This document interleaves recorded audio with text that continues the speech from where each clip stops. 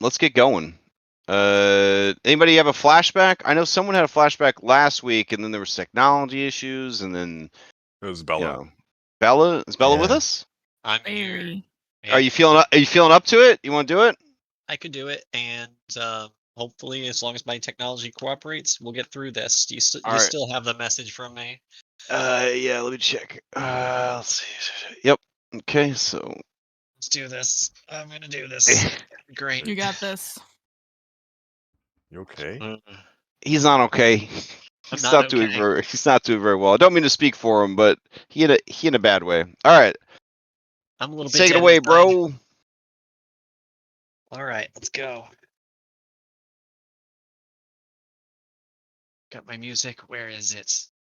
Here it I'm is. playing it. Is it not? Oh, it's not showing up for you guys yet. Hold on. Oh, so it's still loading. Just give me a Where is the second. Kenku? There it is. He's coming. He's running late. He's trying to unlock that Luna Snow beach skin. So.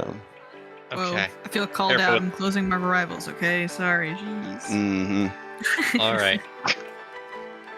Listen, we're We- pro Gooner. We're pro Gooners here. Don't be ashamed. Don't be ashamed. I want you guys to know that all my games are Gooner safe spaces. Okay. That's Excellent, great. Good. Okay. Wouldn't make it anywhere else. All right.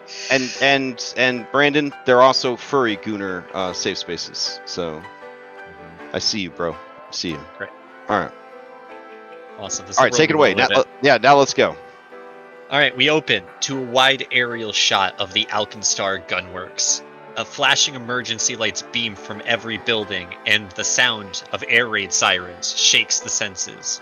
We zoom in on the base of the Maw of Rovagug, and we find Bella frantically calibrating the aiming mechanisms. Behind her, we see the aged Vashon Gattleby, who says, "Firecracker, I don't know if we should be doing this.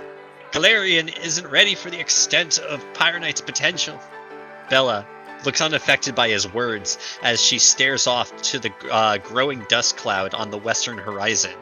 The camera zooms into her focus, and we see in the distance a massive skeletal kaiju with soldier-laden fortress battlements built into the frames, slowly lumbering towards the city. Bella, without looking back at him, says, "I'm sorry, Vashon. I have to do this. Everything has led me to this moment. I believe the reason I was sent to Galarian. I think my parents have been waiting for me to achieve my full potential before they rescue me from this world and bring me home." The technicians inside the cockpit finish the aiming function, and the green light to signal the fire function turns on. Hand hovering over the big red button, she says, I will succeed my father as the greatest weaponsmith of the multiverse. I'll show my mother that I'm worthy of her legacy, and when I reclaim my birthright, the worlds will quake before my splendor.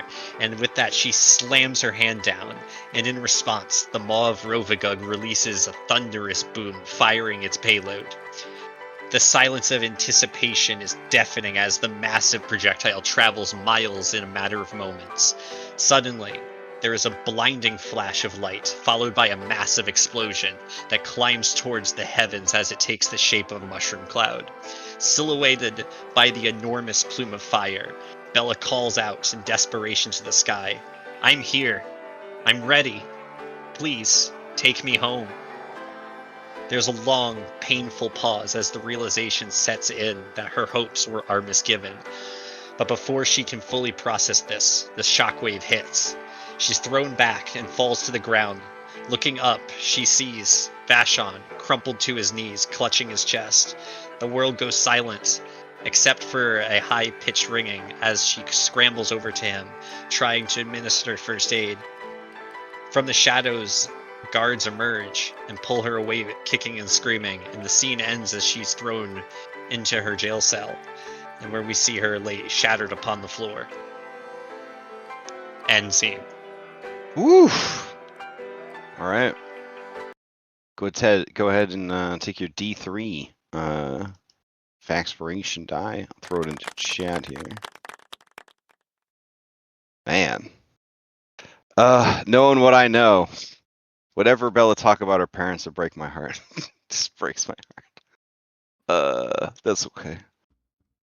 Somebody asked me, is this supposed to be a sad game? And that really made me pause. It really made me pause. I didn't think that this was supposed to be a sad game, but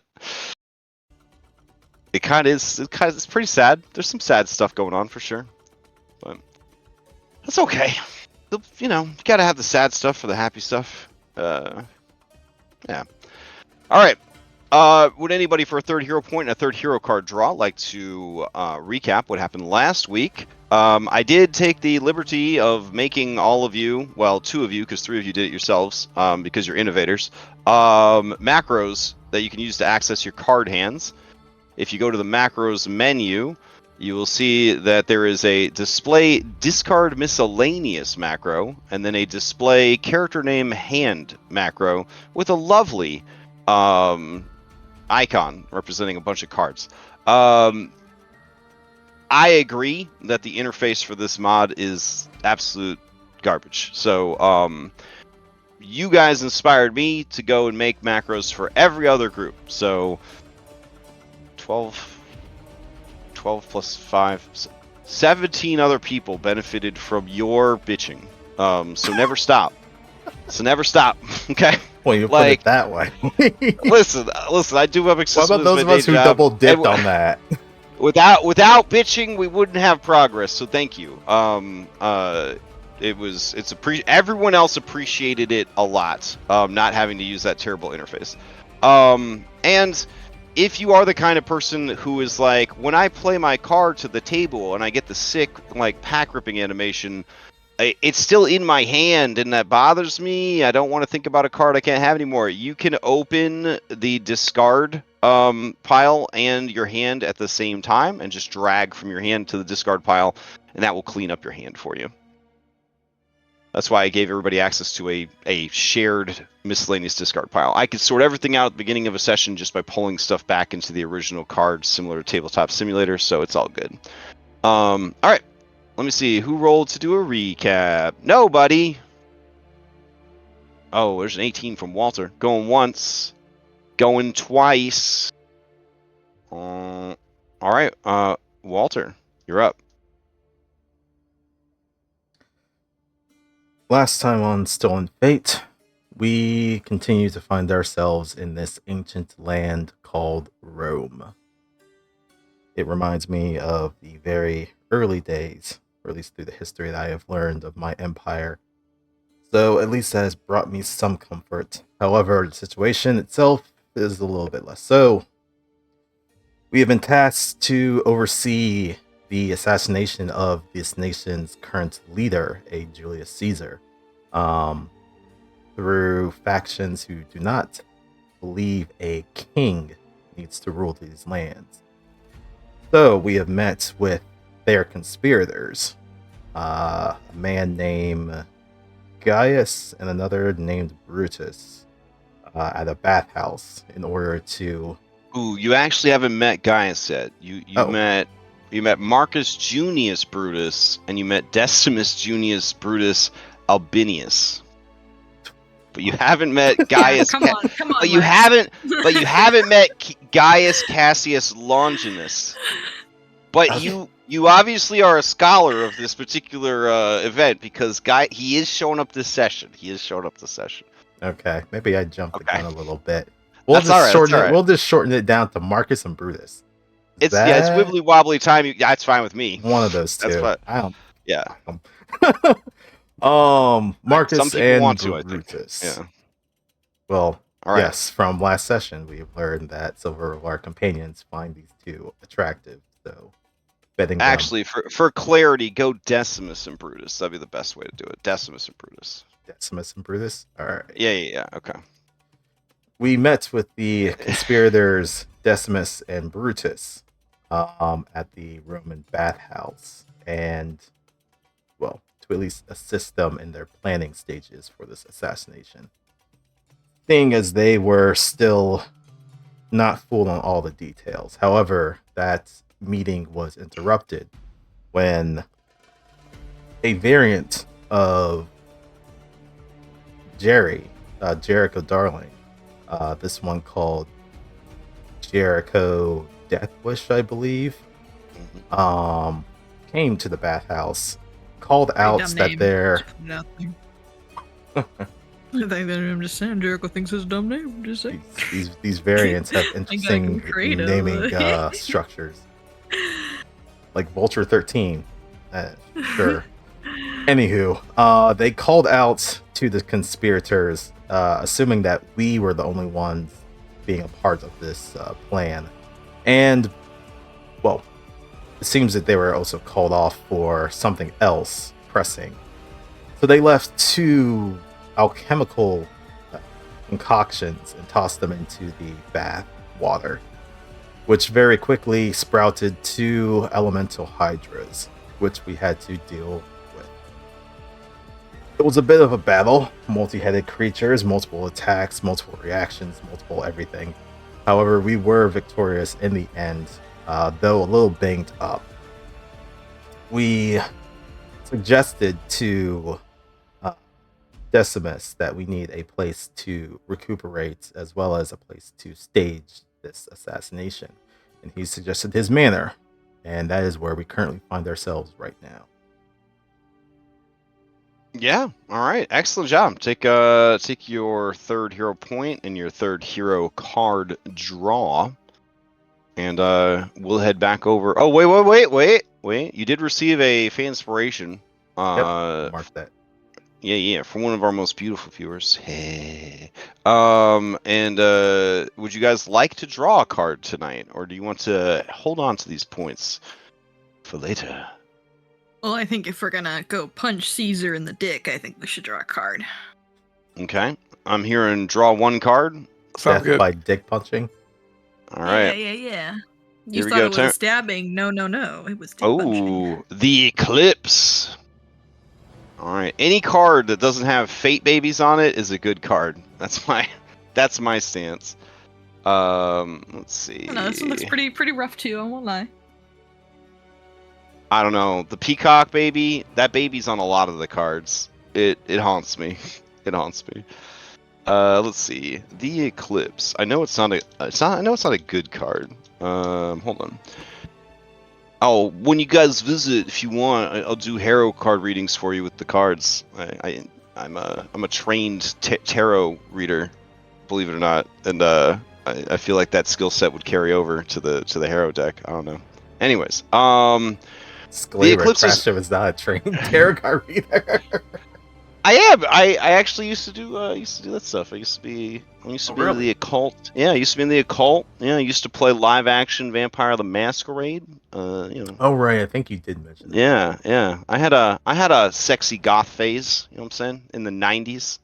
Anyways, the Eclipse. Wait, is Is that why? I think. lawful. No, what? Never mind. Lawful evil. It means doubt, loss of faith, or a wandering path.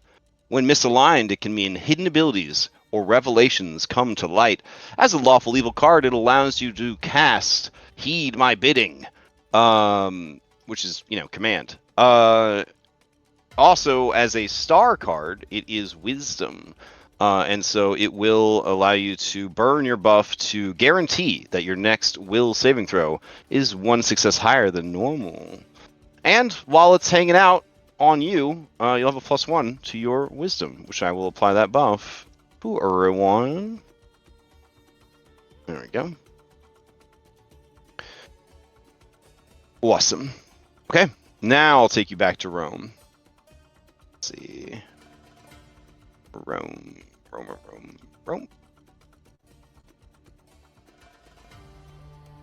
Alright, so you guys settled in for the night in the manor of Decimus. They're off running errands. You guys are being pampered. It's the good life. Stack is receiving psychiatric care from the resident psychiatrist. Which, they were really into philosophy. She's really just a philosopher of feelings, Stack. But, she do kind of lead you down a path to talk about, your issues with your absent father, what's going on with Thorn.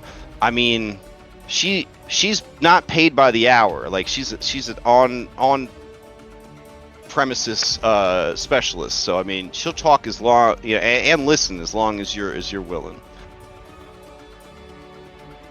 He just melts into the melts into the chair. Mhm. He just waxes poetic about like, oh, am I fucking up? Am I? No, nothing's just going right. Like, And because she's from that era of philosophers, she never answers any of your questions. She only asks questions about your questions, which then make you ask yourself even more questions. Yeah, exactly. Yeah. Only guide, no advice. But you do feel like it's not maybe your fault. Like maybe you're just a victim of circumstances trying his best. I don't know if you'll let yourself hold on to that, but very briefly, at least, you are kind of led to that realization. All right. So, throughout the manor, are you guys getting up to shenanigans, or are you just getting some rest after that battle against the bath bombs? I'm testing out what kind of drugs they have here. Oh, okay. I mean, it's Rome towards the end. Yeah, so they got them all. They got them all. So, yeah. Okay. Resting. Oh, what's up? Grom is resting. Oh, Grom's resting. All right, Grom, go ahead and top off your HP then. Let's see. Oh, all right. Then we'll have time pass, I guess. That evening, Decimus and Gaius will return, and they will bring with them the third member of their conspiracy, who was previewed in the recap.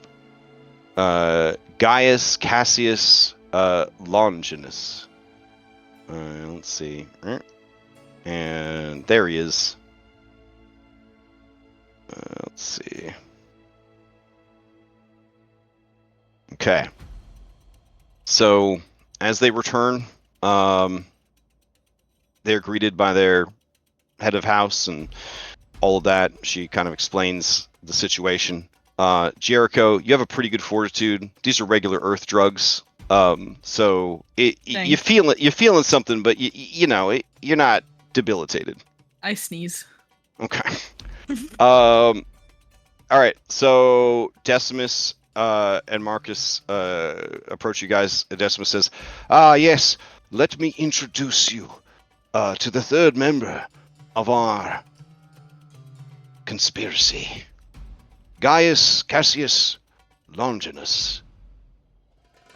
He bows to you guys deeply, does a Roman salute, which involves his fist and his heart and stuff. And he says, it is my honor to see the servants of the gods with my own eyes. Truly, you are otherworldly. Yeah, nice to see you too, Gaius, or whatever your name was. So, do you guys got a plan? So your plan to kill this guy is just to stab him? What was your plan? Marcus, sorry, we'll just go with the one name on each person. Brutus says, yes, our intention was to let Caesar ply himself with drugs and wine and liquor until his mind and body were addled. Unable to defend himself, we would swarm upon him like a pack of wolves, like the twin wolves that founded Rome. Your city was founded by dogs? Decimus says, well, surely, as servants of the gods, you know the legend of the two brothers raised by wolves that eventually became the founders of Rome. Sure. They sound like great guys. I mean, Gaius says, did you meet them? Have you met them before? Yeah, we met them. Mm-hmm. Wow. He turns to the other two. The other two look like small children, like elementary school boys who have a hot babysitter that they're showing off to their friend.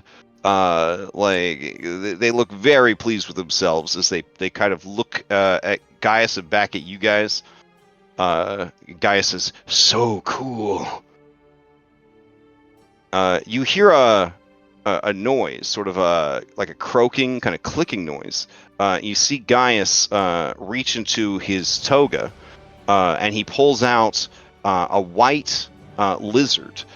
And he starts to dote over the white lizard, cooing at it, petting it, feeding it mealworms. It's a pretty book, it's a little gecko. Can I see? Yes. This is Jericho. This turned very weird. This is my pet lizard, Argyn. Oh. Thank you. I was really hoping. Okay. Yeah, that's cool. I didn't know you had lizards around. Can I pet the lizard? Of course. You're a messenger of the god. I would not have the courage to say no to you. Can I keep it?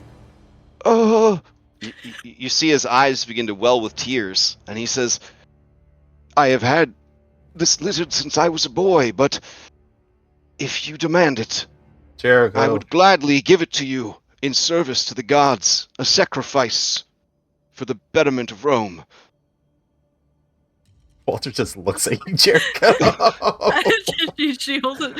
She holds it in her hand. She goes, "Walter, look at it. It's so cute." I mean, I'm evil Jericho. I mean, we're just taking the lizard for It's really just purposes. it's just an albino like bearded dragon, but Oh. Well, you shouldn't feed a bearded dragon mealworm, so this is honestly improper pet care in the first place. So maybe this. I know, because they don't kill the worm, and then the worm can eat their way out of their tummy. Oh no, that's super worms. You're thinking of those too. That's a myth. Though. Oh, okay. Those aren't as good either. You want to feed them roaches. Oh Anyway. my God. Well, no, they like roaches in Rome. Roaches help keep the house clean. And they feed the lizard.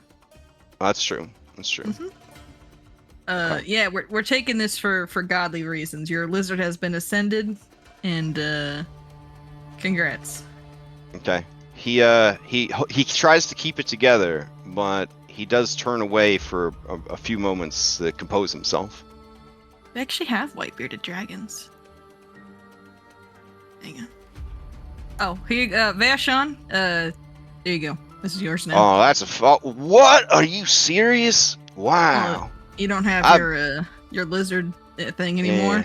Yeah. Well, I mean, don't say it like that. I'm sure back on my original timeline, he's doing just fine.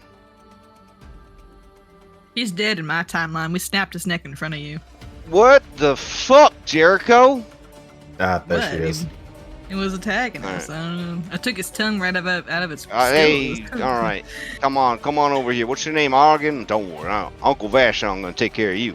Keep you away from that mean lady. Okay. You see Brutus comforting Gaius and giving him, a pat on the back. You know what I'm saying? Like for Rome. And then Gaius says, for Rome. I just didn't know how much I loved her till she was gone. Decimus composes himself too, because what an emotional scene he's been a part of. And he says, yes, well, to talk about our plan. Here. Right. Servants, bring out the chalkboard. And he's pretty, there's a flex in his tone when he says to bring out the chalkboard. And they do, in fact, bring out that fucking chalkboard with different colored pieces of chalk. It's pretty big, too. And it's on a wheeled frame. This is the equivalence of, modern-day person showing you their, $8,000 projector, okay? So it's, very, very pleased with himself. He says, here, let me show you. This is the inner sanctum where Caesar will be celebrating the Ides of March. He'll be sitting in this area right here. There's some structural supports here. There'll be a banquet here. Now, we can either strike before the banquet, so when everyone arrives, they find him dead, or after.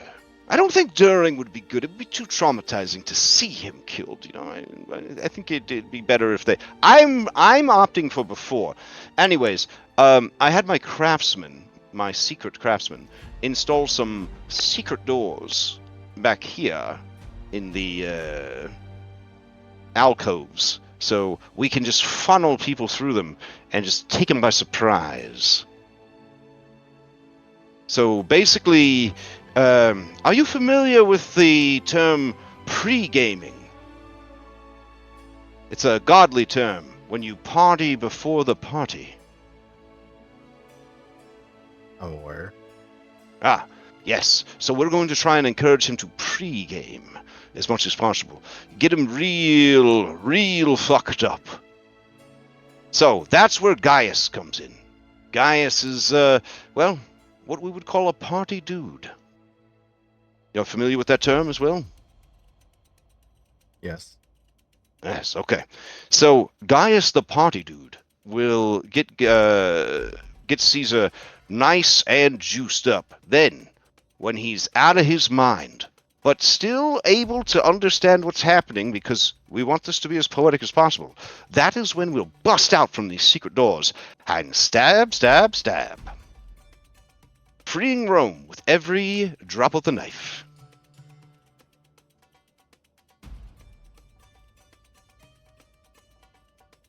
If he's going to be sitting at the far end, would it make any sense to put a distraction on the opposite end so that draws his attention?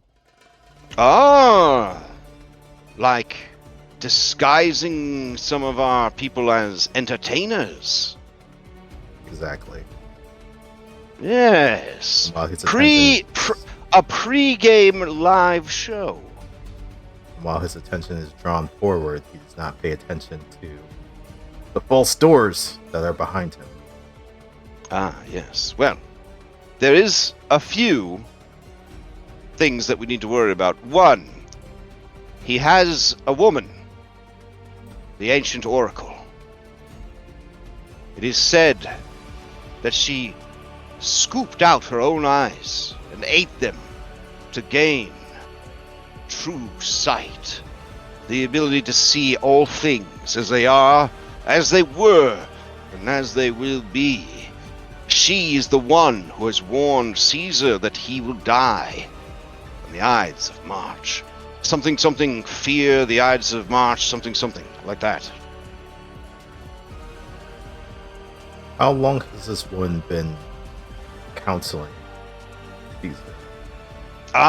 This oracle has actually served the city of Rome for centuries. It is rumored she is immortal. But that would be ridiculous. At least that's what I would have said until I met you. I always assumed that it was a title passed from one woman to the next by their secret order. Only one front-facing figurehead, but an entire organization of manipulating women. Many of my male constituents don't understand how conniving and brilliant the female mind is. Do we wanna kill him? Is that what you're saying? Understanding the depths of a woman's mind is like trying to bring a woman to orgasm. An impossibility. When he says that, you see Brutus sort of roll his eyes a little bit, but he doesn't say anything. Now, that is one issue. It is rumored, though I've never seen it myself, that she is in possession of magic spells granted by the gods. Some say the gods of the old pantheon. Some say you got two gods of the pantheons? ancient world. Oh, no. There's only our pantheon, which is the best. And any similarities to another pantheon that might be similar is purely circumstantial. So which gods does she follow, or? For example, in this other religion, there was this guy named Hermes, and he had a magical bag called a bag of holding. But in our religion, we have Mercury, and he has a spacious pouch. You see, it's very different. I see. So you assimilate their religion. Oh, no. This is all original stuff that we came up with ourselves. I mean, the gods! You're servants of the gods! You know, you guys existed on... Let's move on. So there's another threat. And that is, of course, the armored beast. Jericus. Who tried to have us killed at the bathhouse. Jericus has built strange contraptions to replace Caesar's normal guards. They are women, maybe, made out of metal. They spin, blades come out. Those seem Hell yeah. familiar. I think we fought those in the gunworks. I think. You guys fought one somewhat broken version in the gunworks back in the day, yeah. Again, different Walter.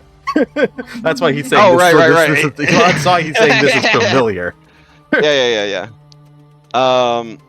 So they don't know that inside this robot body is like Krang situation. There's just like a floating head.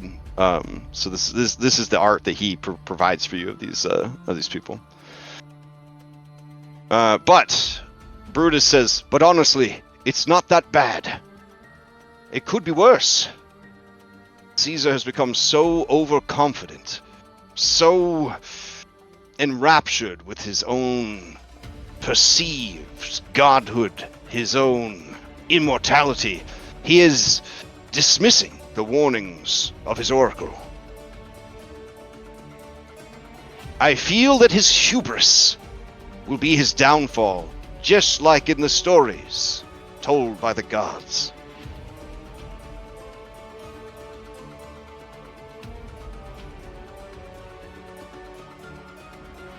All right. So we'll take care of this oracle, the maiden, robot ladies, and then you'll kill your guy. Okay. Brutus says, wait, so we'll be in the secret passages.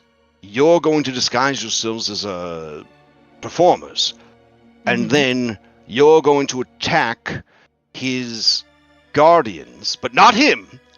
When the guardians join battle with you, then you're going to... we're going to come through the doors... And then Gaius says, and stab him! And the three of them all nod at the same time, like, we got this. And what are you guys gonna set up your own government after? Which one are you gonna be king afterwards? Whoa, there's no king in Rome! All three of them kind of start shouting at you, oh, there's no king in Rome! No, the Senate, there'll be a Senate. There is a Senate now, but it keeps getting executive order vetoed by Caesar. Gotcha. All right, cutting out the... Yeah. All right, sure. Every time the Senate has a good idea, Caesar just says, no, I don't think so, bro.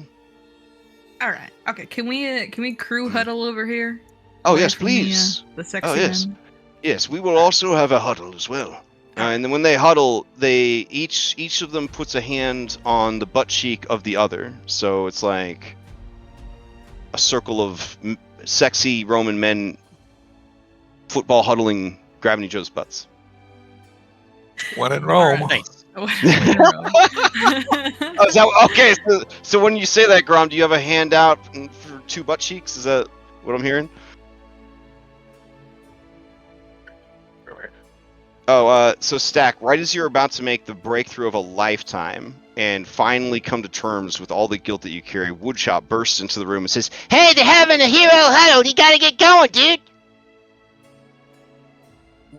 Woodshop, wait, hold on. What did, No, what sorry, last... let's go. Sorry, hey, lady, get out of here. What did you say? Get out of here. I didn't hear the Get last outta thing here. you said. He starts pecking at your psychiatrist, squawking at her, and he chases her out of the room.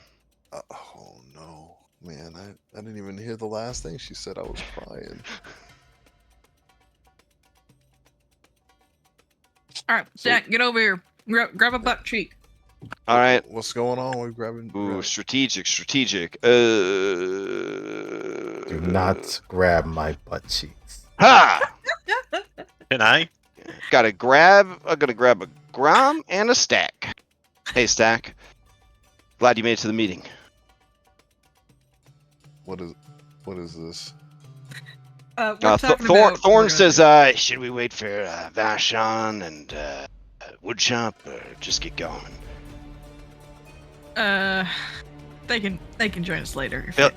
Philomena, I don't think you need to grab my butt. You're like a kid, and You're excused from the butt cheek grabbing. You're all right. Philomena says, I'm good, and she squeezes harder. All right, so we kind of they got their own plan going on, but we just kind of need to make sure this guy dies in a rather dramatic fashion, right? That's like the thing. He needs to die so that a message is sent throughout the nation. No kings in Rome. So, I know I suggest this a lot, but hear me out. We could, blow up the building. Well, I thought the part was about sending a message. I have a bunch of extra pyronite. Yeah, and I think that blowing up the building would definitely send a message. Well, what says But- a message Then from how who? is the message going to be sent then? We just have one of them say oh, the gods have smited you or some... Well, that might work, actually. But won't everybody just think it's like the whole Senate was blown up? Yeah, there's gonna be a bunch of extra people in there. It's not like Caesar's gonna walk into an empty building. Oh, yeah, I figured there's gonna be collateral damage regardless. Well, I don't- Point I- is, though, Don't love that. yeah, me neither. I think it's gonna be Yeah. pretty. I think only said the best mean- about Caesar. Thorn could go in and say he's like a Anubis or something, and then just we have his call down lightning on him. Philomena says, oh, one of the servants was telling me all about his ex-girlfriend, Cleopatra. And, yeah, apparently there is a guy named Anubis. It's like a god from Cleopatra land. All right, that's a start. And apparently Caesar did not get over the breakup. Like, he's a mess. And he was dating her, and they had kids together, even though he was married. That's problematic, I think. Stu says, I don't think it's problematic. I think love will find a way. Good for them. Well, if we're not going to blow up the building and just kind of kill everyone inside, including Caesar, how are we going to do this performer thing? Do we got any disguises? Got these togas. So I'm gonna be honest about the disguises. Like, we have cat person, dog person, Ifrit, a robot, a goblin, and a skeleton and a meat suit. And no offense, Walter, I guess you're just a little regular. Thorn says, guy. aren't we all skeletons in meat suits, though? I mean, that kind of just seems like everyone's disguise. We're all just skeletons in disguises. Yeah. I have a recurring nightmare that my skeleton wakes up and tries to escape me. It happens. It's something you should be really afraid of. Wait, that's Yeah. That happens? That's Mm-hmm. Yeah, Well- Loveless was telling me all about it when I first joined up on the Force, when they were doing multicultural training, and they were making sure that we all hated the undead. So. I have a profound respect for that woman. She's so evil. I love it. I miss her. Me too. I think we all do. I don't know who this Loveless is. However, I have a feeling that I don't like her. I don't know why. Philomena wait, says, Jack- "No, I told you about her, Walter. She was the big bad evil lady that Right, was trying told to me, take however, I've over not our actually- city." But I've not actually met her. Oh personally. yeah. It's Alright, probably we're good that gonna you have to- haven't. sorry. I feel like you might But I pull a guess Caesar Cleopatra if you did. I don't know. I mean, maybe you'll be okay. I would like Well, to speaking shoot of her. Cleopatra, if they're kind of into animals down there in Egypt, we could just pretend we're Egyptian performers in Cleopatra land, or from Cleopatra land. Stu says, that is brilliant. These people are obviously superstitious. Even though they are in a no magic world, they immediately believe that you are from the gods. So we'll go in, say that we're from Cleopatra land, and we're here to perform, and then we can go from there. No magic land, however, there's an ancient oracle here. That just has me somewhat concerned. I mean, However, she's it probably sounds not like actually an oracle. it sounds like she has been with the city for quite some time. Oh, so when you say that, Jack says, yeah, I have a theory about this. Every timeline has at least one servant of fate. A steward, a guardian, a weaver that is supposed to keep an eye on the threads of that timeline, of that reality. It would be real bad luck if this oracle happens to be that individual for this timeline. What would happen if they were to perish? Well, I think they would just issue a new one. That's when things are normally running, like clockwork. But without her, I think that this world's timeline would be set somewhat adrift. It certainly wouldn't follow the normal parameters it's supposed to. Theory. Back when we were on, what was it, Pride Rock with the lions and all that, the baboon that was killed, would he have been a oracle or a different type of spellcaster? He was definitely a type of spellcaster. They actually kind of had magic in that world. Not very strong magic, but very primal magic. Normally in an animal world, it's a spider that's in charge of the the threads of fate. I'm just seeing if we have possibly But encountered one here's the before, thing. but it sounds like we have not. The right path for this timeline is for Caesar to die. So if this is the Warden of Fate for this timeline, she should be willing to let this happen or help us. But if she's been compromised by the Void, then we would be dealing with an extremely powerful opponent. We got Void Jericho right over there.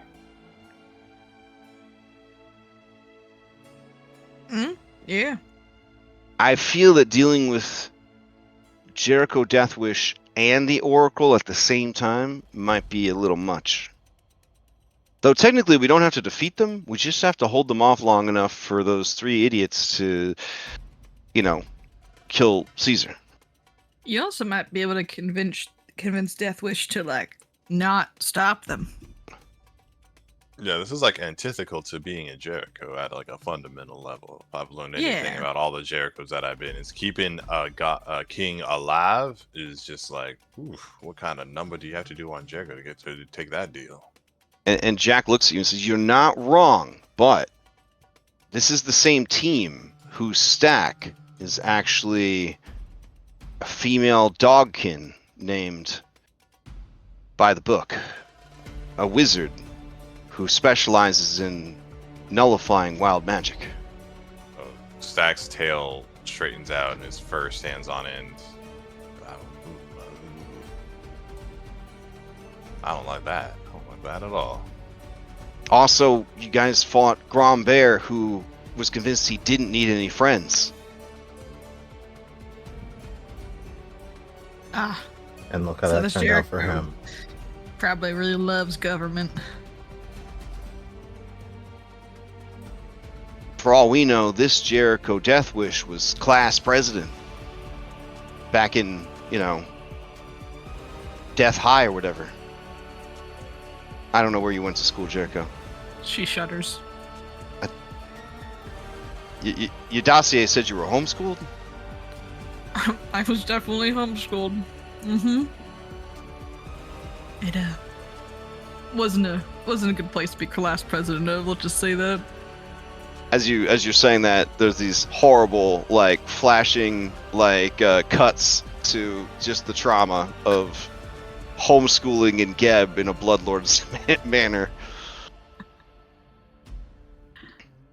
So, this Jericho probably likes government. Well, I don't know. What else do I hate that this Jericho probably like? Oh, she might like Vashon. Probably can use him as bait, He looks up from the huddle, not removing his hands from Grom's butt cheek and Stack's butt cheek, and he sees Vashon cooing, and he's got a little fine brush with soft bristles. He's brushing the lizard scales. He's gone and found it some appropriate food that's not mealworms. It seems to be really, putting his effort in there to take care of this thing, which we all know he has a nature skill for taking care of his pet lizard. So he's really going hard over there. Jack turns back and says, all right, yeah, okay. So you want to use them as bait, or like a honeypot?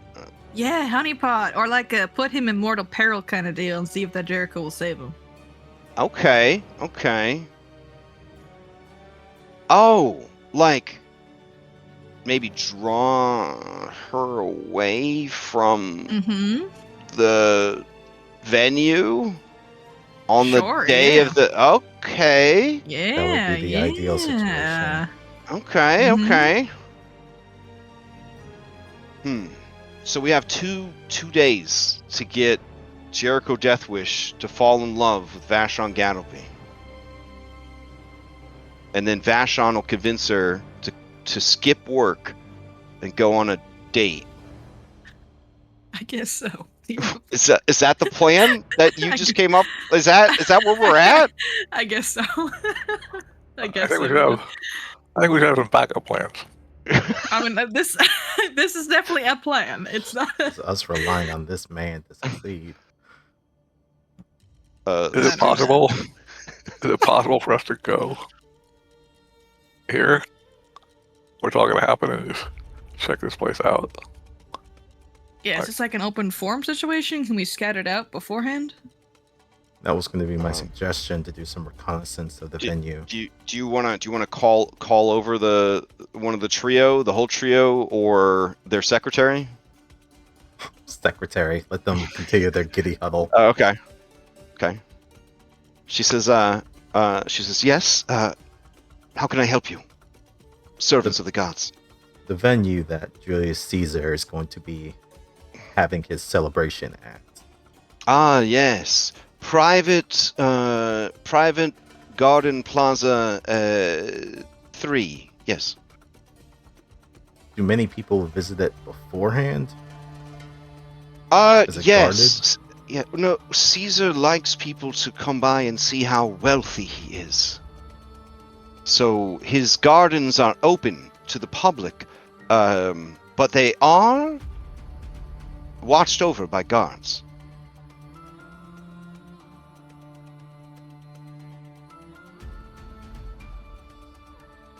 What does that mean? That just means that guards patrol the gardens, but the public is allowed access to them when there is not an event.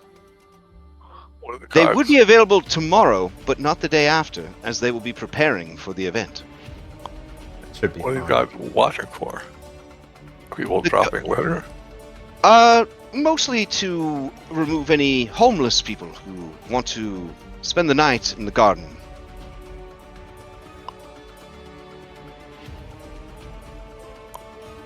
Thought we could go there tomorrow. But you should be able to go tomorrow if you'd like. The day before the venue, you would have to disguise yourselves as servants who are helping prepare for the event. That shouldn't be a problem.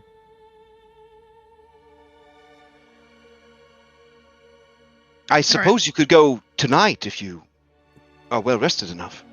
Though I don't know if servants from the gods even need rest. You came here so grievously injured, and yet you look as if you were never in battle. Truly, it is incredible. Her eyes shine with zealotry. She was kind of religious before you guys came into her life, but now she's a true believer. In the completely original, not revised pantheon that they worship.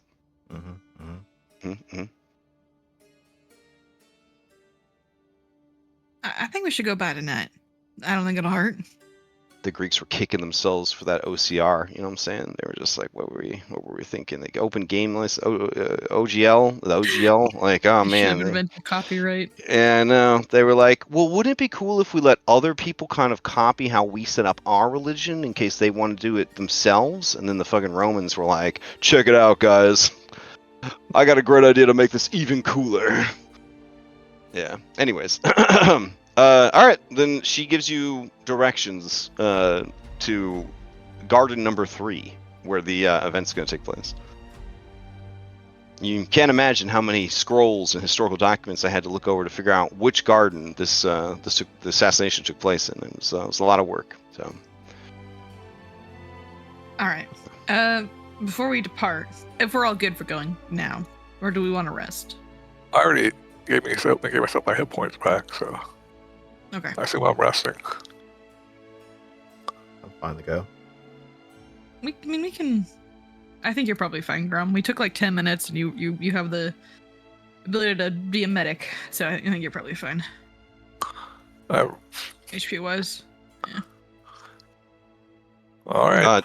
Decimus calls over to you guys. Heroes of the gods, we have received news from our agents in the field. Would it be all right if we updated you on what is going on? Oh, sure. We were about to head out, but yeah, hit us. Certainly. Caesar considers the god Mars to be his patron deity, or at least right now. That's the deity he's the most into. He is the god. Well, I don't have to tell you. You probably know him personally. Anyways, Mars has many temples, but Caesar has a private shrine built on his property, where he goes and worships for hours on end. I have heard he intends to go there this very night, accompanied by some of his spiral centurion guards and the ancient oracle.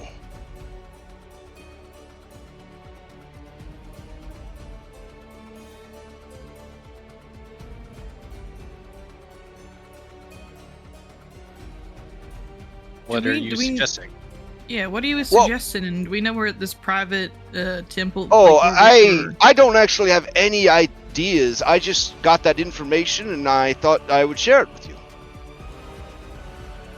Well, but it's noteworthy because Jericus is not supposed to be there.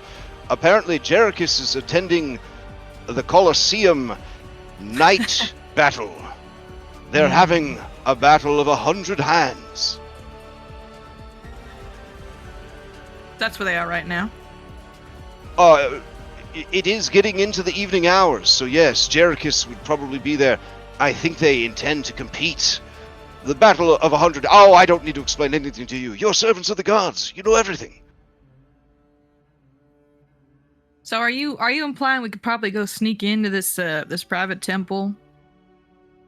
Oh, I'm not implying anything. Whoa, no. We want to do it on the we have to do it on the Ides of March. So it looks like he defied the oracle's warnings, like he thought he was better than the gods. Mm. See, since she told him. By the way, historically, it was a male oracle, but you know, representation matters. Anyways, so Decimus says, she told him he was going to die on the 15th.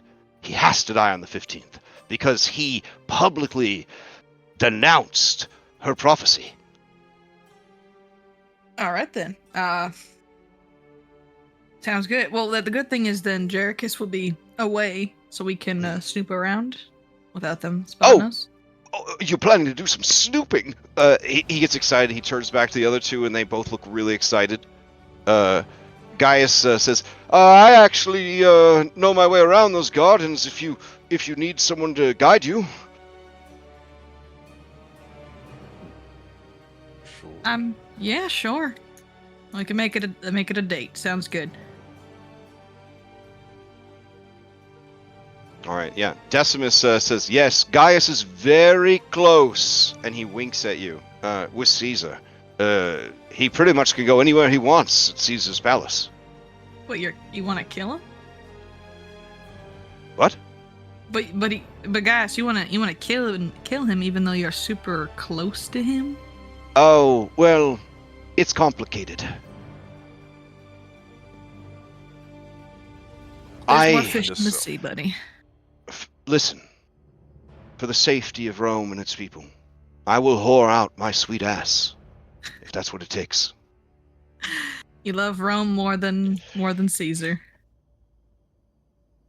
That's an easy thing to do once you know the real Caesar. Okay, all right, guys, you're with us as we go snooping. Hey,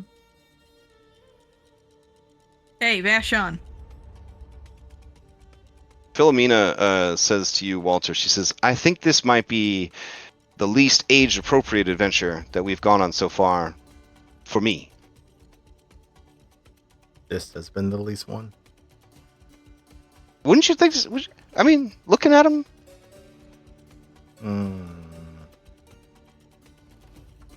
I feel like this is maybe up there with. Actually, you know what? Maybe you're right. So Harambe.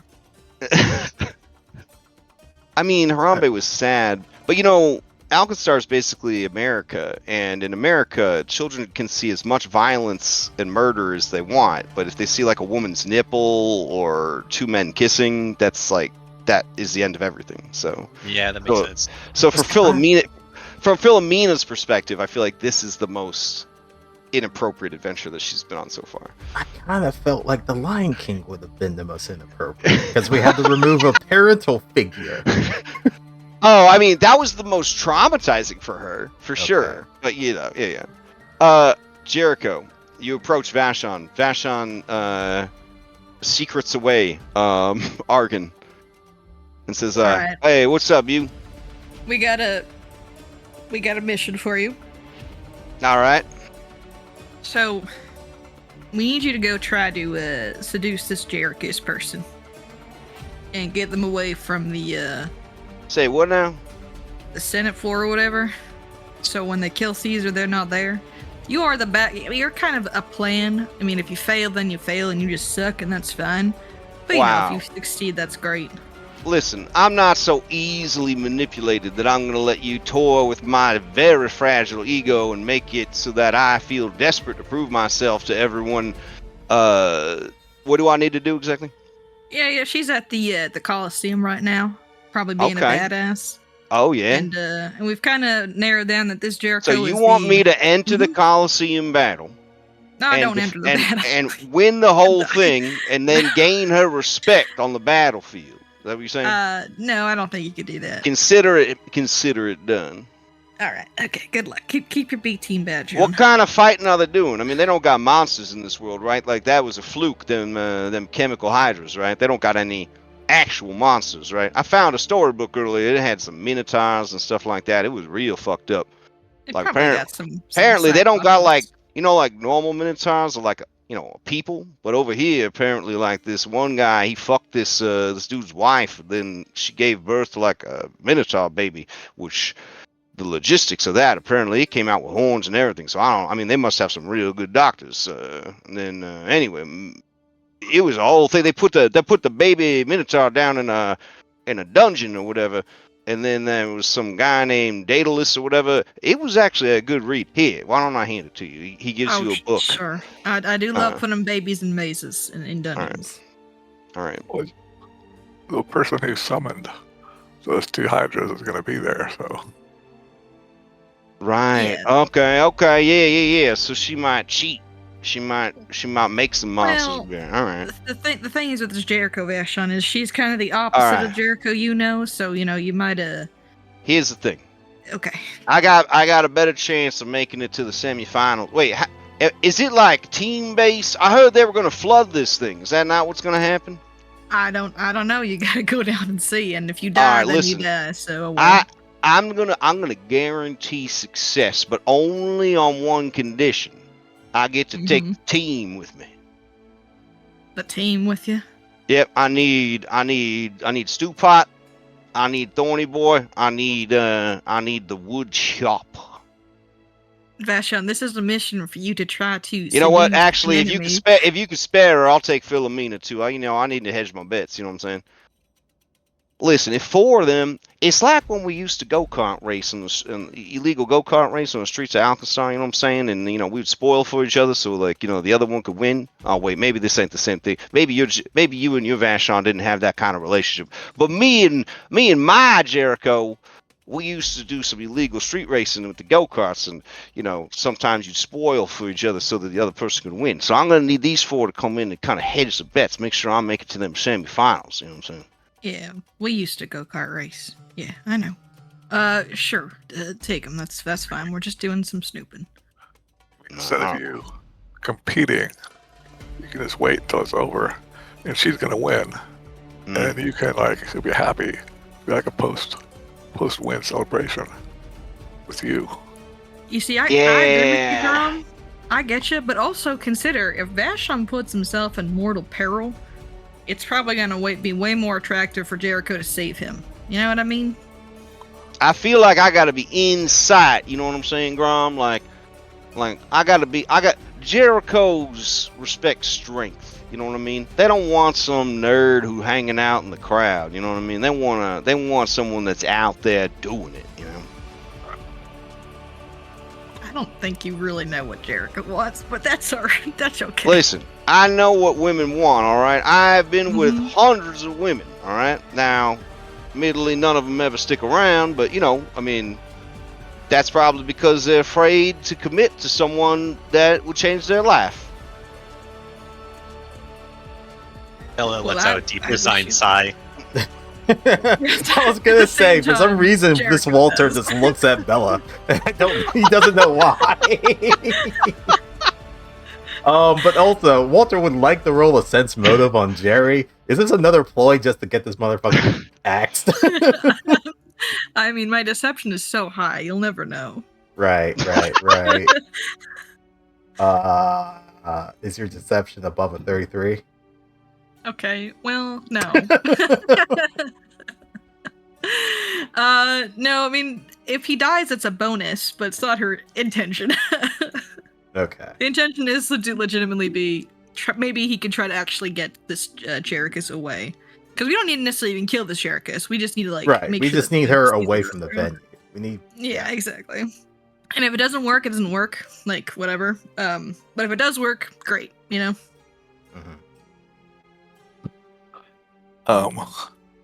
Jack, is there a way to tell? Is there a way to tell if the Oracle is a void creature? Ooh, that is a great question. If I got close to her, I could probably know. But Bella seems to be pretty in tune with the weave, as it were. If Bella pulls out, a hand of cards, like 5 cards, she should be able to use them to sort of detect void radiation. Would that transmission go both ways? Unfortunately, yes. The cards are not subtle. Didn't think so. Every time we get dropped in on, our cards glow.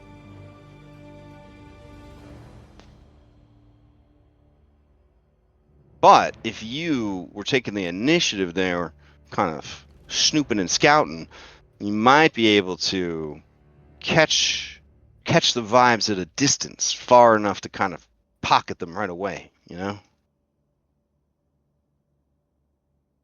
we better get moving. I'd say you could stick them in your spacious pouch, but they hate being in extra-dimensional spaces, as you guys have probably figured out by now.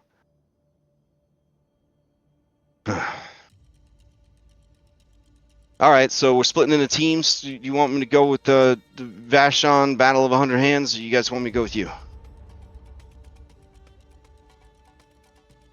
Jack? Yeah, this is Jack asking. Jack should come with us, I think. All right. Sure, yeah.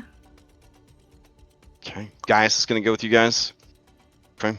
Vashon shows up with Woodshop. Woodshop looks different. He looks a bit sedated, but also a bit more thoughtful. He looks at everyone and he quietly nods at them in turn. What did he do? I want to make a dig. Did his intelligence go up by 1? What? I don't think so. Vashon explains to the B team the situation. Philomena says, "Oh wow, arena battle? Oh fuck yeah." All right. Thorn says, all right. Hey, Stack. Yeah. Good luck." He looks confused, but Sacco's, he nods like, yeah, you too. He kind of looks away a little pained, but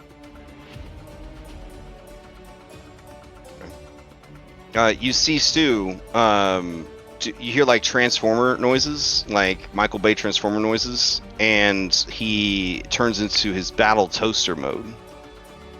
And he waddles over his battle toaster mode.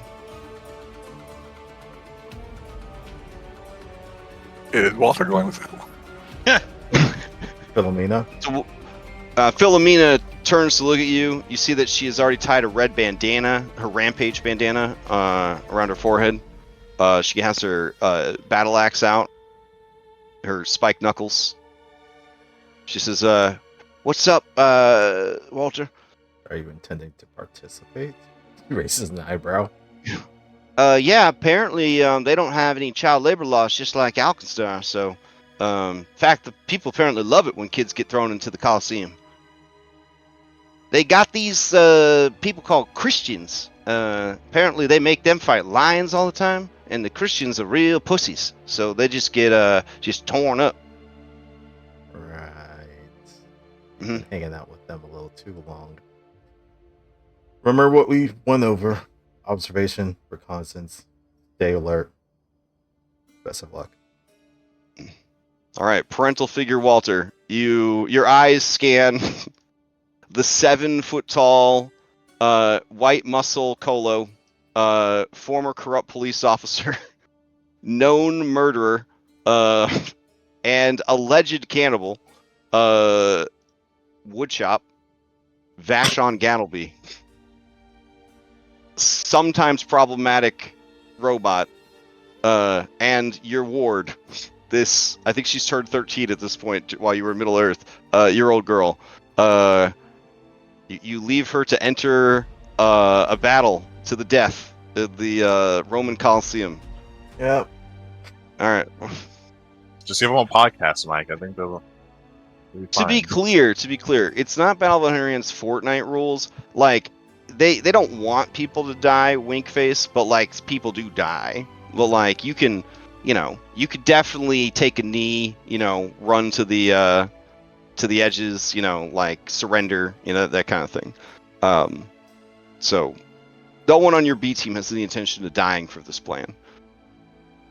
Well, he spent 6 months training her, so we'll see what the fruits of these produce. So how we're going to resolve their success is that we're going to have a flashback to you guys having a coaching session with each NPC, and there'll be a skill challenge that each of you will have to choose an NPC that you coached, and then based on your skill check, that will be how successful they were at wooing Jericho Deathwish. If all 5 of you fail, at least one of your BT members will die. Can it be Vashon? Can we pick? No, it will be randomly determined by fate. You said at least one? At least one, yeah. Because, I mean, God forbid you all critically fail. But, it'll be fine. No one's going to fail, okay? Everyone's going to do great. It's going to be an amazing coaching session. It's going to be awesome. All right. Gaius introduces himself to each of you and says, "I'm sorry, I didn't get any of your names.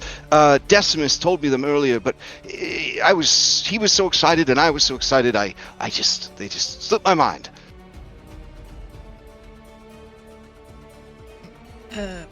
Jericho. Ah, you have a similar name to Jericus, the mysterious armored advisor to Caesar. Yeah, we're like cousins or something. Really? Yeah. It's the whole So thing. Jericus is also a servant of the gods? They're like an evil servant. Oh. So non-Roman gods. Yeah. Oh.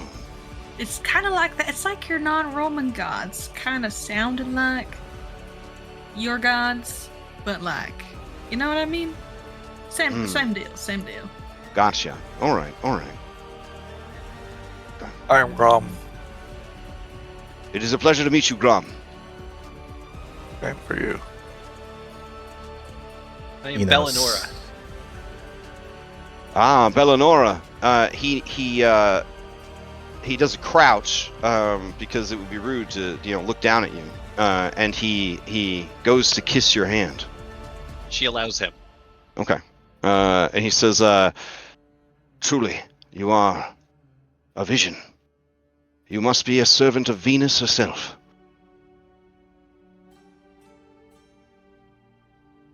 Great, thanks. I'm blanking. Is there like fire god in their pantheon? I don't remember. I feel like that's what she would say. She is that, but she wouldn't even know that because she doesn't know their pantheon.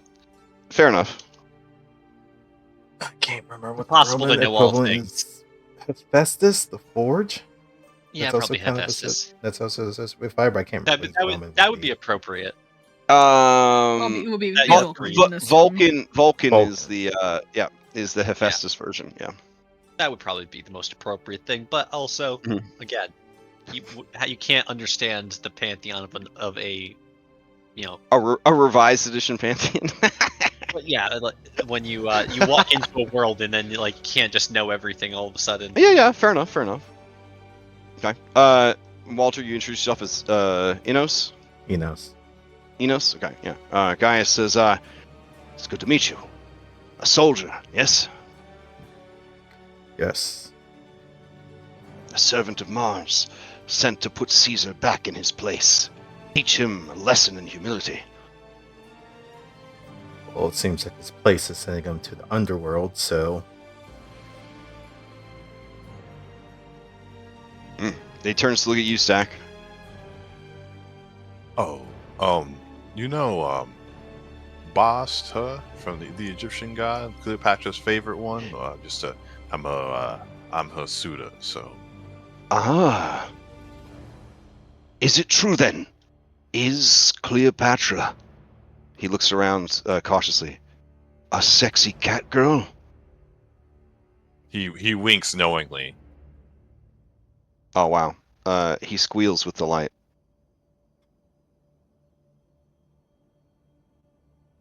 But the name you can call me Stack. Ah. Stack. A fine Egyptian name. Yeah, there's like some H's and C's in there somewhere. stack the reeds. Stack the reeds. The reeds. The reeds. All right. Now that everybody's introduced, he's ready to go. He's ready to show you guys to these gardens. So I'll take you over there. Here we go. And in these gardens is where they want to kill Caesar, right? Correct. Okay. Let's see. Scout the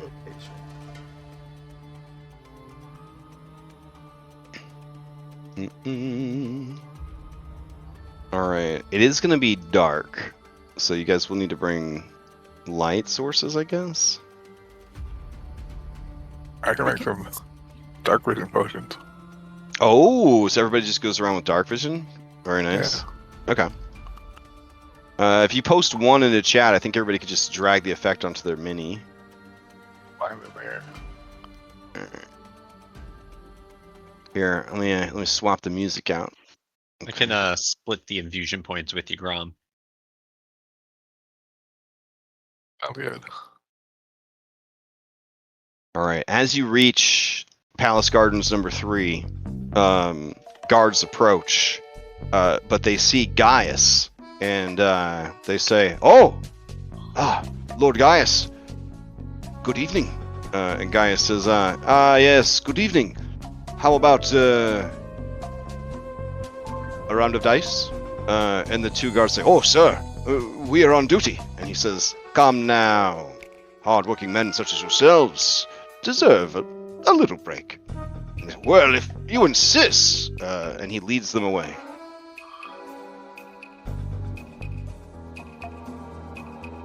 Alright. You get the feeling that Gaius has the character class everyone's favorite house guest. Who all needs dark vision? How many of you? I should have dark vision, but I do not. Walter I just will have low take light one. vision. Oh yeah, I just have low light, so yeah. I need 3. I mean, I can make my own. I appreciate just covering the rest of the people.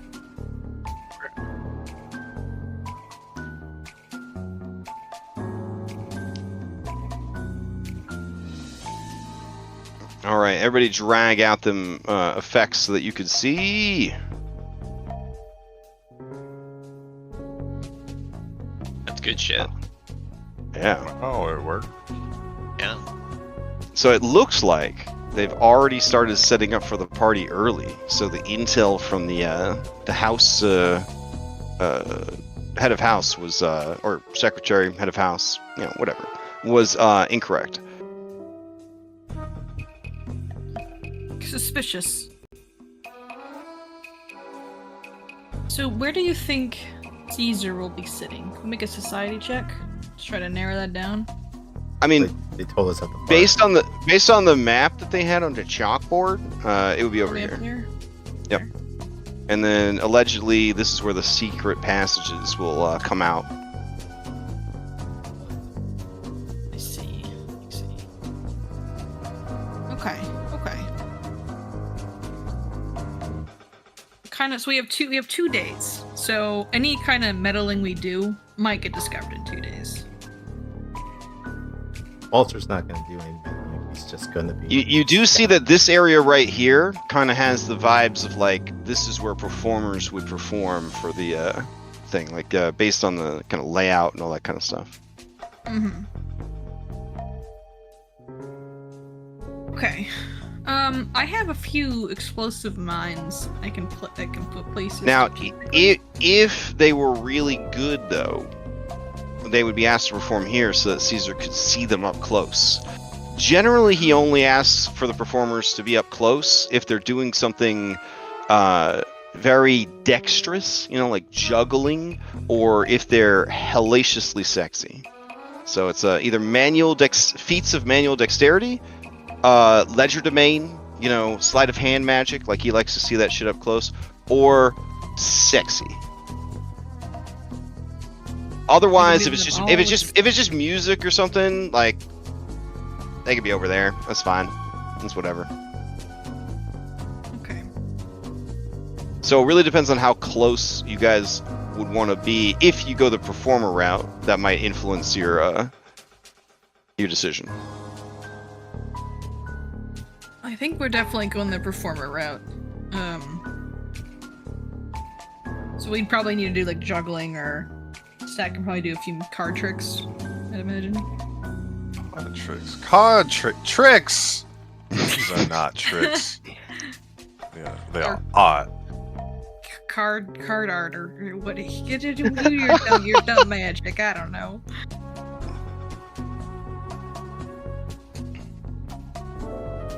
So the big difference of what you're seeing versus what you got is the tables would not have been set, so there wouldn't be any like wine or food or anything out yet.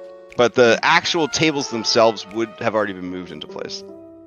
Can I investigate the secret passages here? Like, can you open them from this side? Like, how? Would you do that? Give me a seek action, perception, blind. Perception. Oh, that's a pretty good perception. You do see. Now, especially since you know to look for them, that there are 3 secret doors. They are well concealed with a DC 32. Okay. That's pretty good, actually. These are However, they don't look like they open from this side, which is part of why they're so well concealed. Okay. Do we know where they lead to? Like, do we know where the other conspirators are entering from? Like, what building? Is a building nearby? Apparently they're entering from the palace. So there's Palace. Yep. Remember, this is one of the outer gardens of the palace. But like this big edifice right here is like a side wall of the palace. Okay.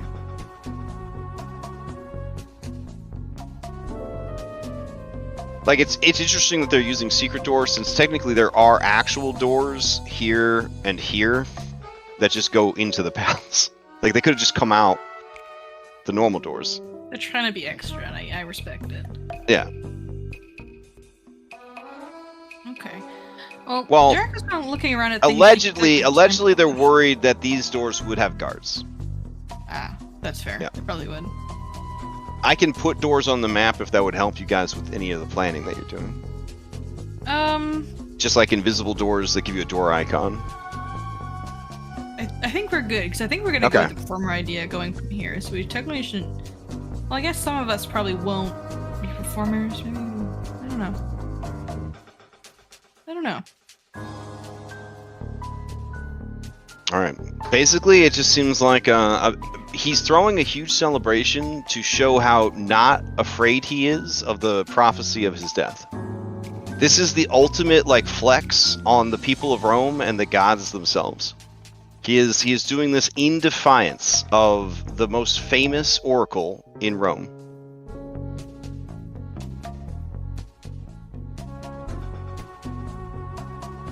Now, I can't imagine a real-world leader having that amount of hubris and bravado and just idiotic confidence, but in this is a game, but also I guess a historical thing. So apparently, this is kind of what happened. Is he was warned by the oracle that he would die, and that he was like he basically put himself out there like, come at me, bro. Someone needs to ask Grok when it's gonna happen. Grok, when is it gonna happen? Can I make an engineering check to kind of look at the structural stability of this? Oh yeah, sure. Right here? This is a gorgeous map provided by Zepeku. So since this is still the declining height of Rome, this shit right here is not actually destroyed.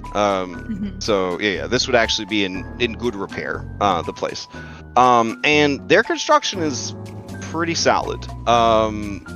You're looking at like some pretty good hardness. A lot of HP per inch on this these construction.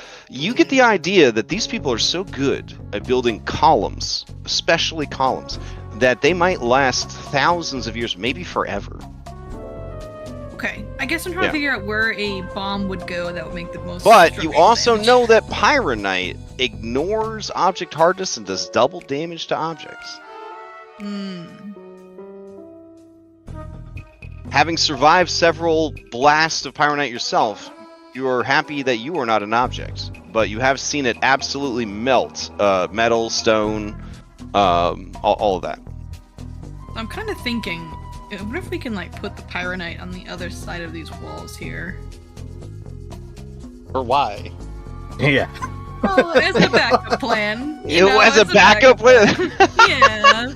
As a leave the Roman hold on. Empire with no leaders at all? Yeah. Pretty much. Yeah. I want to know if she's lying about being the backup plan. I'm just the backup plan. Yeah. What a punishing system that at this level of play, if you have not invested in deception, you cannot lie. Like what a horrible place to be. just in case, like what if Jericus whatever shows up, we want to make sure we take care of her, and if we blow this up, maybe she'll be nearby. If it gets Caesar and a bunch of people in the crossfire, Jericho, can you hop into secret chat, please? Oh, secret chat. Oh, okay. Help. You say help? You say help? They said help. Chaotic as ever.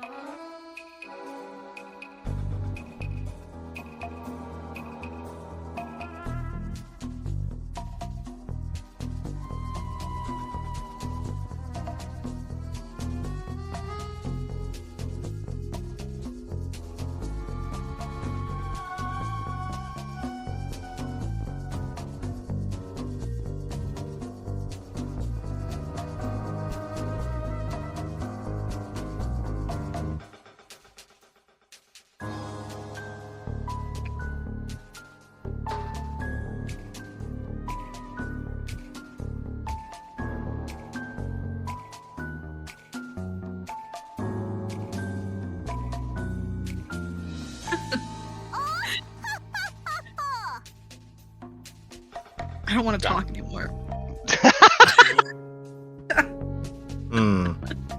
Okay, so as Jericho's discussing this with you, their mouth just kind of closes, and then they just stare at you hard, making no more sound.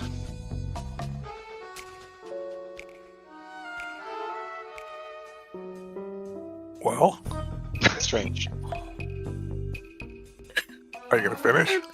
I don't know how to react.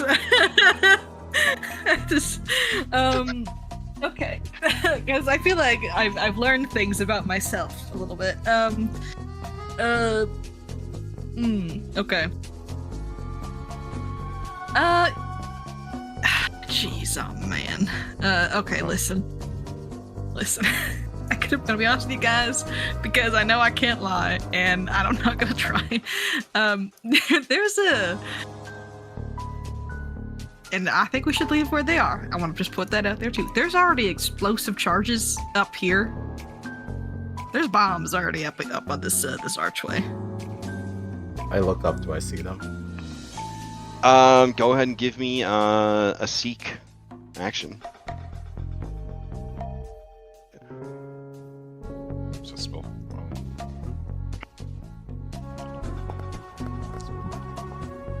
Oh, Grom, you see him.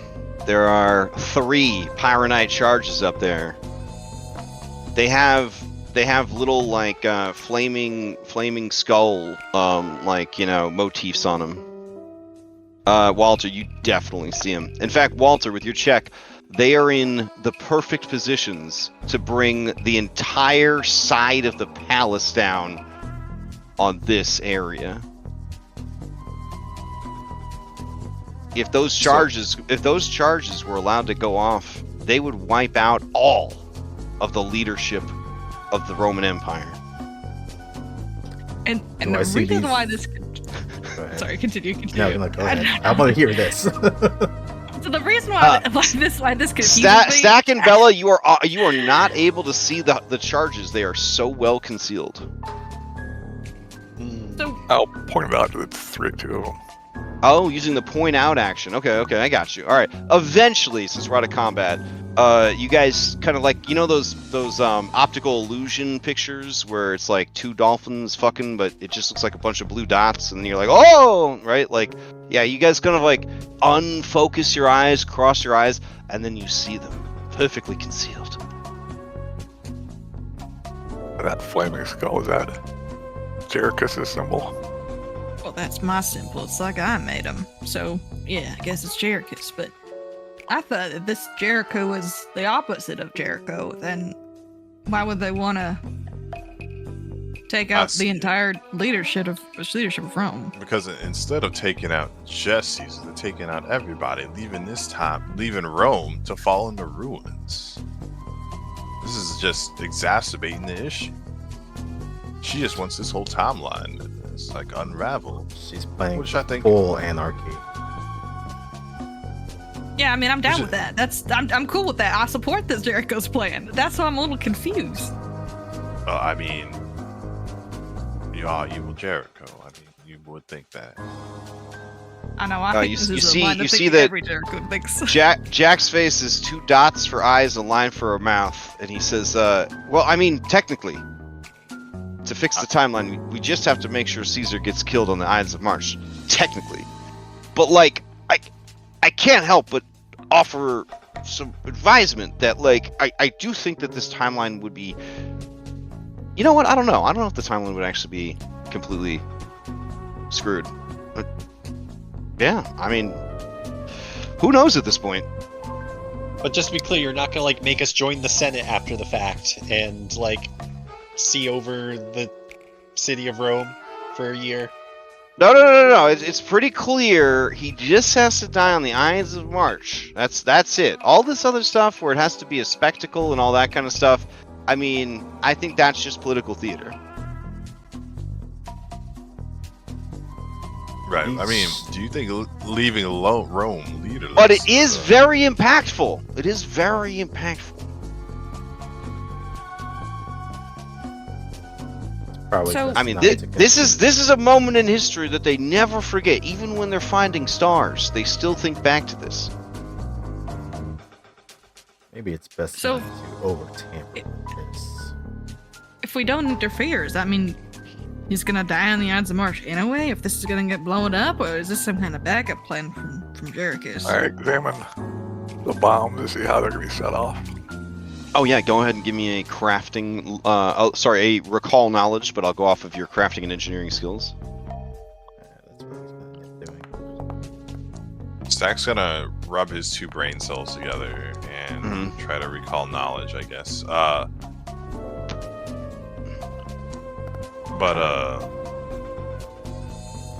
Damn. Okay. Let me run through this. Bella, you're pretty sure that these are a remote detonation setup. They look like they have tamper-proofing. So that would be your. I mean, it's hard to tell really because you can barely see them. They're actually like they dug out the stone. They're in the stonework. So it'd be really hard to know for sure. But you imagine if they went to this much trouble that they have some anti-tampering. So disarming these would be a very hard DC for your level. A series of checks similar to disarming the Pyronite bombs back on the gear smoke. Times 3. So with that in mind, you do think that they are remote detonators. Grom, it's a bit frustrating because what Bella says makes sense, but you, despite all your training, are unsure if that's the case. Walter, you are pretty sure that they are magical bombs, and Jericho Deathwish can detonate them magically. Stack, upon hearing that, you actually seize upon the idea that what if, upon dying, Jericho Darling triggers these bombs to explode? But that really doesn't make a lot of sense, because then they might blow up too early, or not at all. But you're pretty sure they're magical. So Walter and Stack, you think they're magical. Bella, you think that they are not magical, that they are alchemical, which is somehow not magical by Pathfinder standards. Grom, you're actually unsure one way or the other. Quick alchemy up a spider-foot brew. Oh, Take shit. it, and climb up there so we can get a good view of it. All right. Okay. So you're going to Try head it up on again. there. Yep, you can try it again. It will have some slight diminishing returns, but go for it. Alright. I mean, a dead man's trigger is not, or dead man's switch is not heard of. Okay, yeah. She has a remote detonator. We can take it from her. Grom, as you look at the exposed panel, well disguised, DC 32, to discover it, of the bomb panel, and you see that flaming Jericho skull, you are overcome with emotion about your Jericho being swapped out by Zervexis with this just real shitty Jericho that you've been dealing with since she left. All the evil and annoying and selfish things that she's done and said, it grinds your gears. You know what I'm saying? Not to use harsh language like that, but it grinds your gears, bro. To the point of distraction.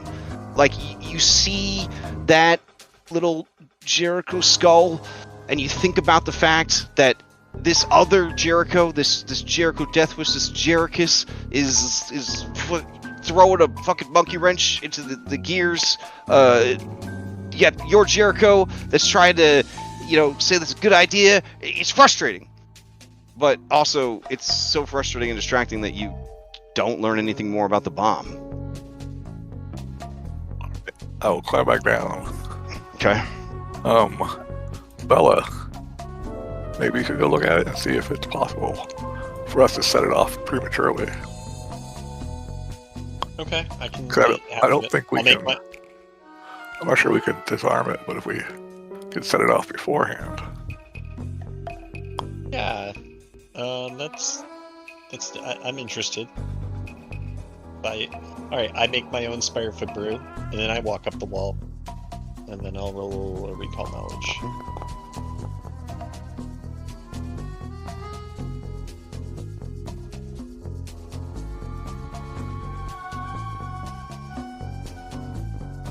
Okay. Yeah, your head is in the game here. And you do confirm that, yeah, it would be a real dangerous endeavor to try to remove these bombs. But you could try to hijack the signal, make them go sooner. Detonator. Yeah, you could also try and block the signal when Jericho Deathwish goes to send it. Interesting. Yeah. But you'd have to set up a transmitter near the bombs to sort of block any signal. And if anybody was looking, for bad stuff before the event, or someone that placed these bombs was double checking their work before the big day, they might discover it. You might have to plant it the day of, or have it in your pocket. So we'd have to have someone close to Jericus. Mm-hmm. But in order to do that, you would have to successfully remove the panel of one of the bombs, study the components, and then, to avoid any suspicion, put the panel back on the bomb without any signs of tampering and without blowing yourself up. Okay, but that's only 2 interact checks, as opposed to, 9. Like 9, yeah, exactly. Alright, that sounds doable. How do you guys feel about it? We can then give it to Vashon if he succeeds. Yeah, I would say I think we can cook here with the Vashon Gadaby plan and these bombs. Either giving Vashon the transmitter to be near Jericus, or having Vashon, if there is a remote detonator, try to steal the remote detonator from her. This is actually Walter also laughing as well. Yeah, that's how he dies. Yes, you're pretty much asking that man to die if he attempts to steal it. I'm kind of banking off that this Jericho might actually like Vashon and won't kill him. But if she does, I mean, there's more there's more Vashons out there. All right, so Bella, you're gonna go up there. You're borrowing spider climb. Is that how you're getting up there? I made my own spider climb potion. Spider climb, gecko foot, whatever the hell we're supposed to call it now. All right, so you head on up. Okay.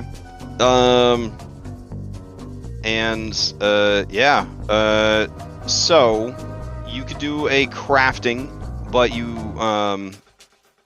ideally this would be like a thievery would be better, because you're trying to just sort of, without being, leaving any sign of your passage, get that panel open and then get that panel closed again.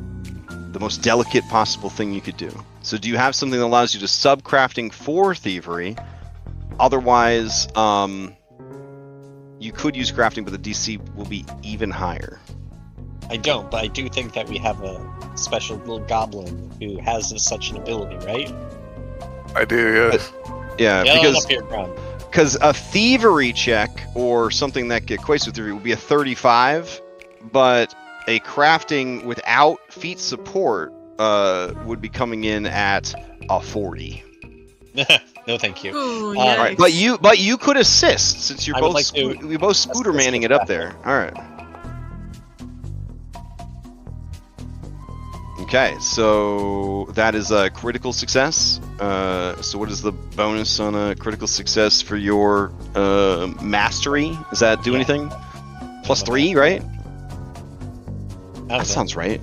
Master is supposed to. I'll say yes. Yeah. All right, so Grom, you get a +3 circumstance bonus to this DC 35 check to remove the panel. Would I be able to offer any A critical fail will detonate all 3, because when one goes off, all 3 will go off. Campaign. So if you guys want to have some people survive, you may want to leave the area. But if you all want to, ride or die together, you should stay there. Oh, okay, Stack's leaving. All right. Oh, Jericho's over here, sit down at the table. All right. Yeah. Well, I know bombs I've made. They explode. Okay. Grom makes note people that don't have trust in him. Walter's just staring up at you too. Then you best not fail. Whoa! Okay, that's not a critical failure though. It's just trying to get to a 35. All right. So that does not succeed. I will, however. Having read the book of fly so much. Yeah. Oh, Yeah, right. well- Yeah. Okay. You get a free Oh. reroll for this. Yeah, I'll do that. So All right. hang on, I gotta add 3 again.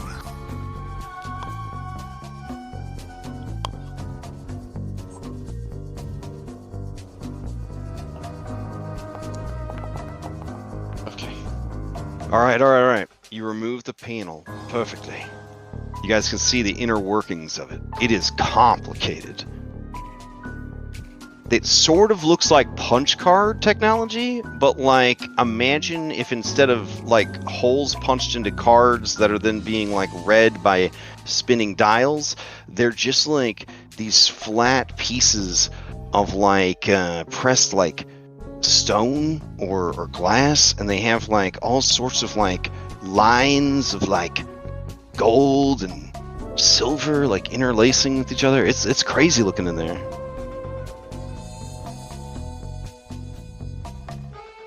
All right, Bella and Grom, give me recall knowledge checks. Or one of you can give me a recall knowledge check and the other can assist. I'll assist. Okay.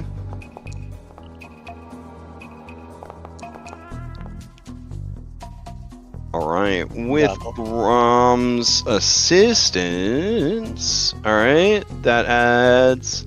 Okay, it's very advanced technology.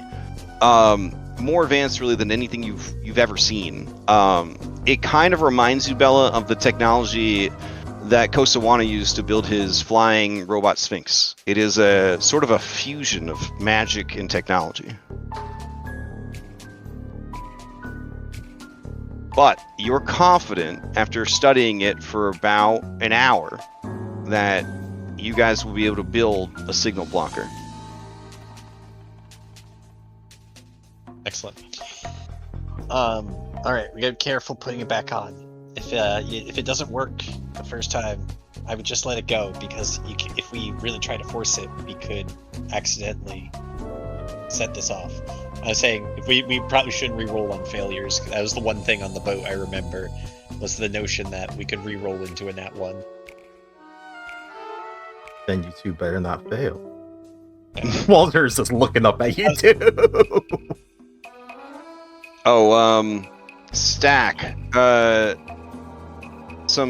new patrol of guards arrives. Oh.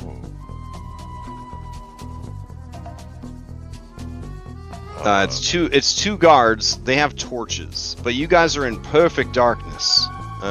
So should be okay.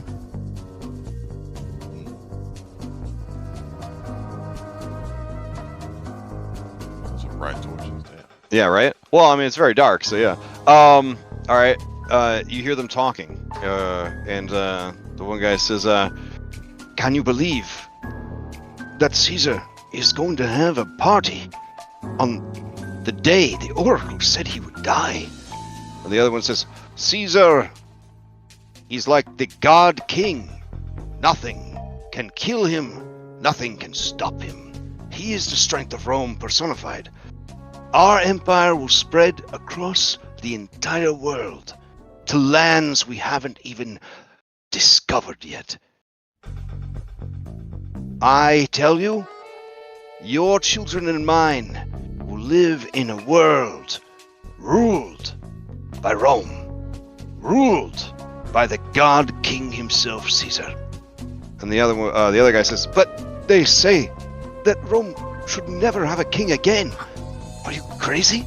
And the other guy says, "Listen, Caesar has never lost a battle. He has never failed at anything. He is the greatest, the coolest, and by liking him and supporting him, I'm cool too." And then this guy says, "Oh, that makes a lot of sense. If I support Caesar, am I cool too?" And the guy says, "Yes. Let me tell you more, my friend." And they wander off. Oh no. Make another roll up here. All right. Very disappointing. Alright, I'll aid Grom in crafting. Okay.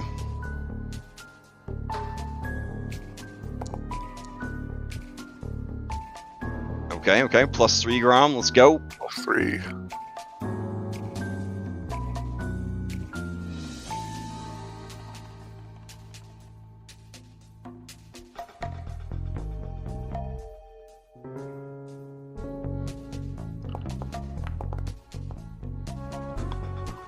All right, all right. You put everything back the way it was. All right.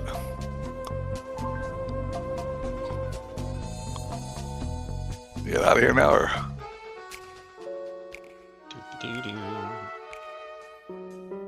Well done. Okay. Yeah, I think that's if that's it. I mean, we should skedaddle, right? We gotta go build our signal blocker. Yeah. All right. As you guys are leaving, Jack says, "I wonder how the others are doing," and then. Okay.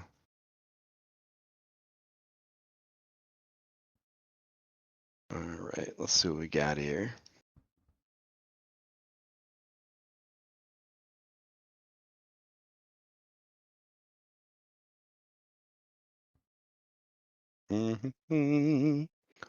Let's see.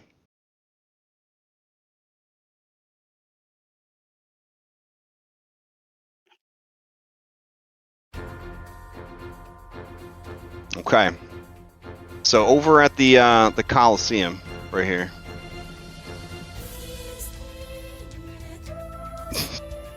They have a child chorus singing past their bedtimes to get people hyped for the murders that are about to happen. All right. True to the rumors, Jericus has entered the tournament, the Battle of 100 Hands. It's a battle royale with 50 combatants.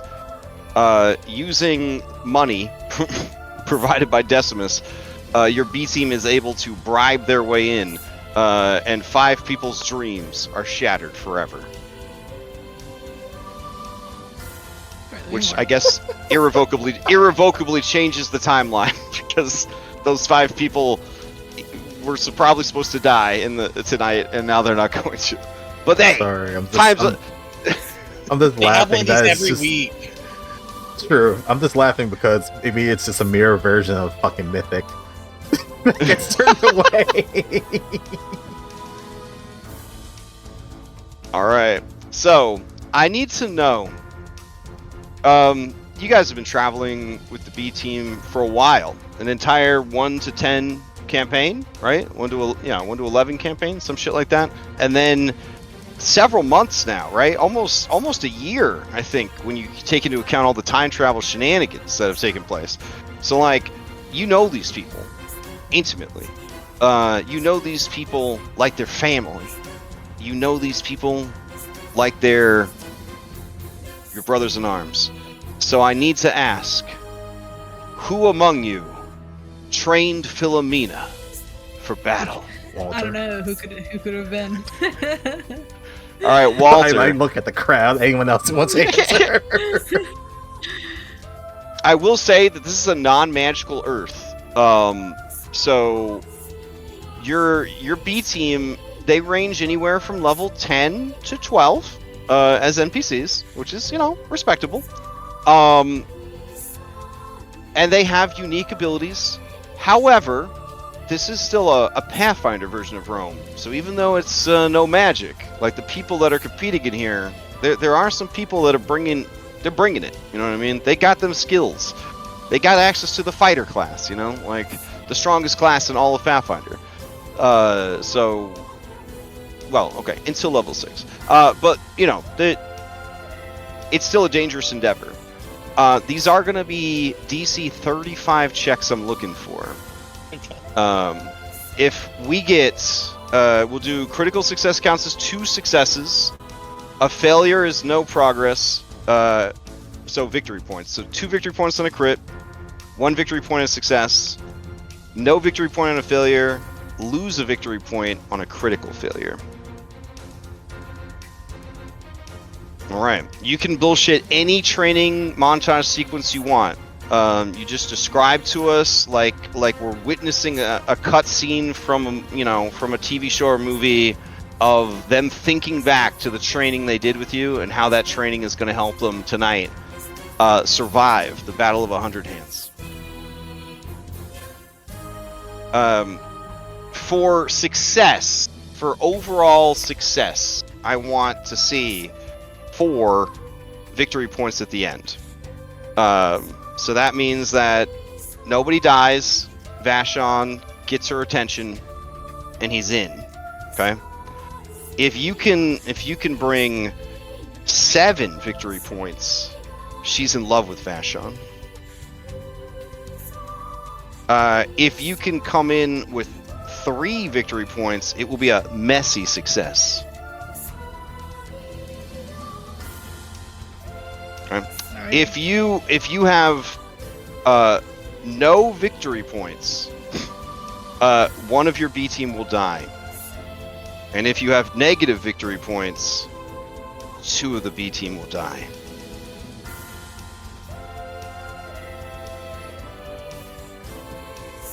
All right.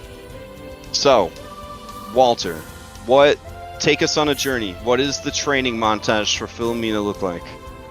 And then what skill did you use to train her? So back on Middle Earth, you saw Okay. that when she fucking shot Frodo.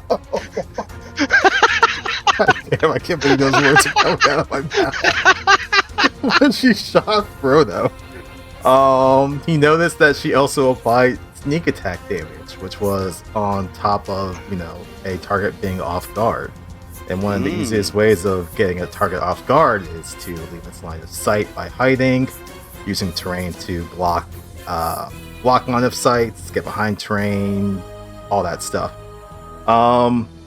So he was pretty much working on, overall survival tactics, but I'm gonna say that stealth and catching enemies unaware was what he honed in on for her. Okay. All right. So some stealth training exercises, assassination stuff. Okay. Yeah. All right.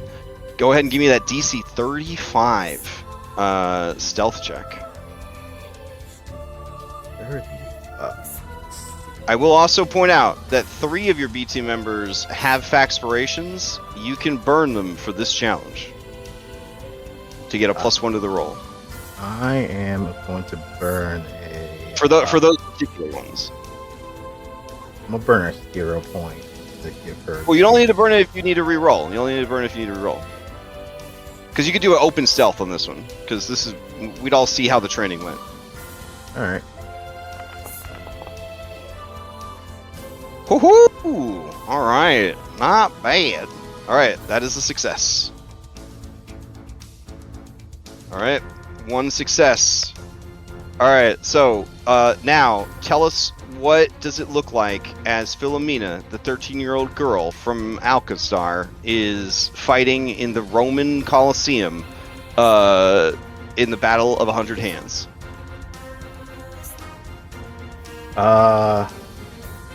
How many competitors were there? 50. 50? Okay. So yeah, 45 that are not your B team, one of which is Jericus. Yeah.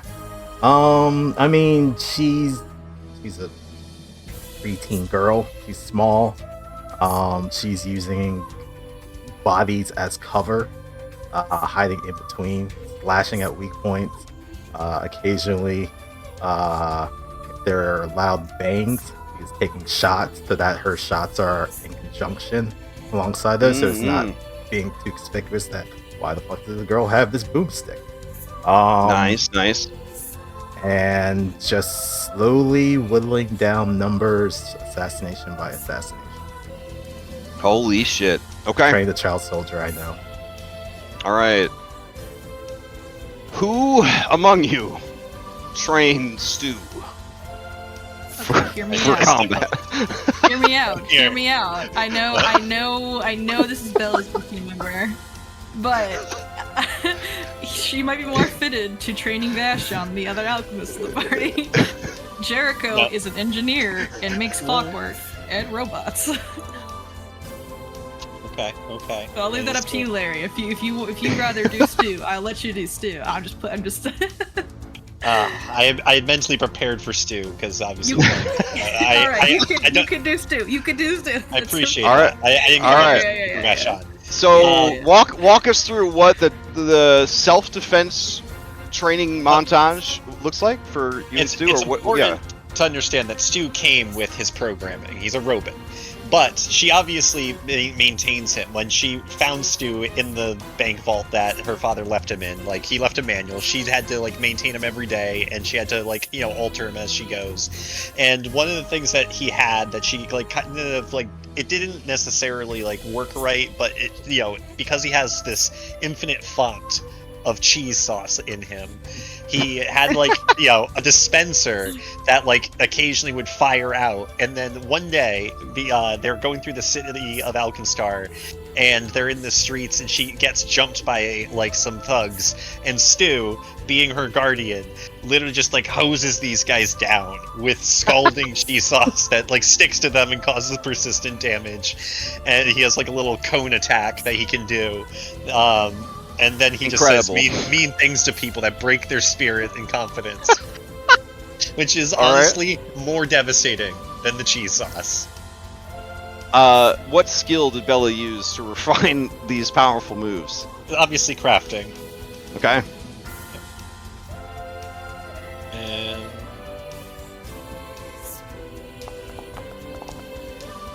I'll re-roll it. Okay. No! No! Oh! I did the thing. During the battle, I'll need you to describe how things go south quickly for Stu. All right, what are we seeing as Stu is in the arena competition? I would say that like he comes out and like he blows his load really quickly, only gets like a fire, and he runs out of cheese sauce tragically quick, and then like he gets swarmed and like just beat the shit out of. Oh God. Okay. All right, then I ask, who among you trained the King of Hell for battle? That's probably me. Okay. Going with my pal. All right, Grom, how did you train the King of Hell for battle? I didn't have to train him. Damn. All right, like- what does the training montage look like then with Grom also there? I spent a lot of time talking him up and telling him how great he is. Okay. And then I give him a bunch of bombs. It's like I make him some what do you call it? Like smoke bombs. Some of those those eggs that like ninjas have? Okay. Yeah. Owlbear eggs that cause okay. everybody afraid. Nice, And, nice. Then some actual bombs, like exploding, damaging kind. I give him a bunch of those. Hell yeah. And I tell him just to go out there and cause as much chaos as he can. Okay. And, He says, I don't...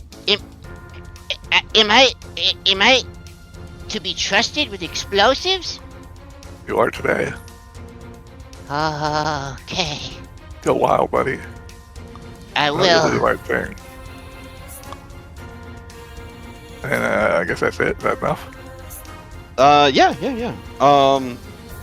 Woodshop does turn to you, and Grom, before he heads out with the B team for the Coliseum, and he says, Hey, you know that red-haired lady that was talking to Stack while he was laying on the couch? She started talking to me and... Well, you see him produce from his marsupial pouch the letter from his girlfriend, and he says, I don't think I need this anymore. I don't think she really liked me at all. But I realized that what I was looking for wasn't love. It was just a place to belong. And you gave that to me, Graham. I'll give him a big And that- hug.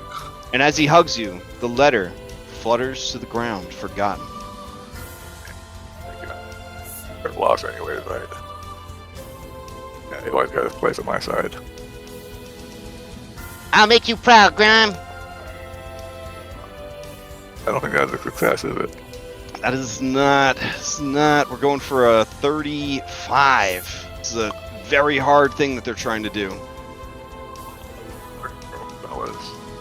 I'm not going to roll that. You sure? I mean, you're at 0. I mean, you need to get to 3 at least for a messy success. All right. All right.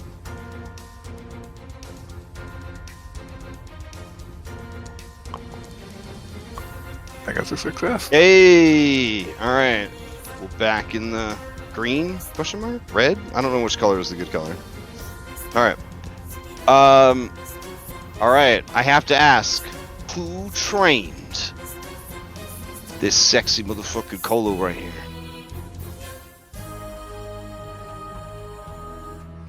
The Smokestack Butcher. Former Shield Marshal Thorn.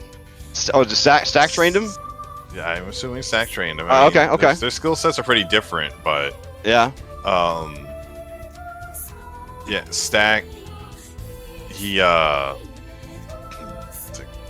We're gonna have to, look on your finesse a bit, and Stack produces his stolen diary as he and you could have this back once you get it back, and so he's like doing the whole like Mr. Miyagi thing, like as he steals his stuff, and Thorn has to work to get it back. Oh, nice. Okay. So you're doing thievery to train him? Yeah. Ooh, okay.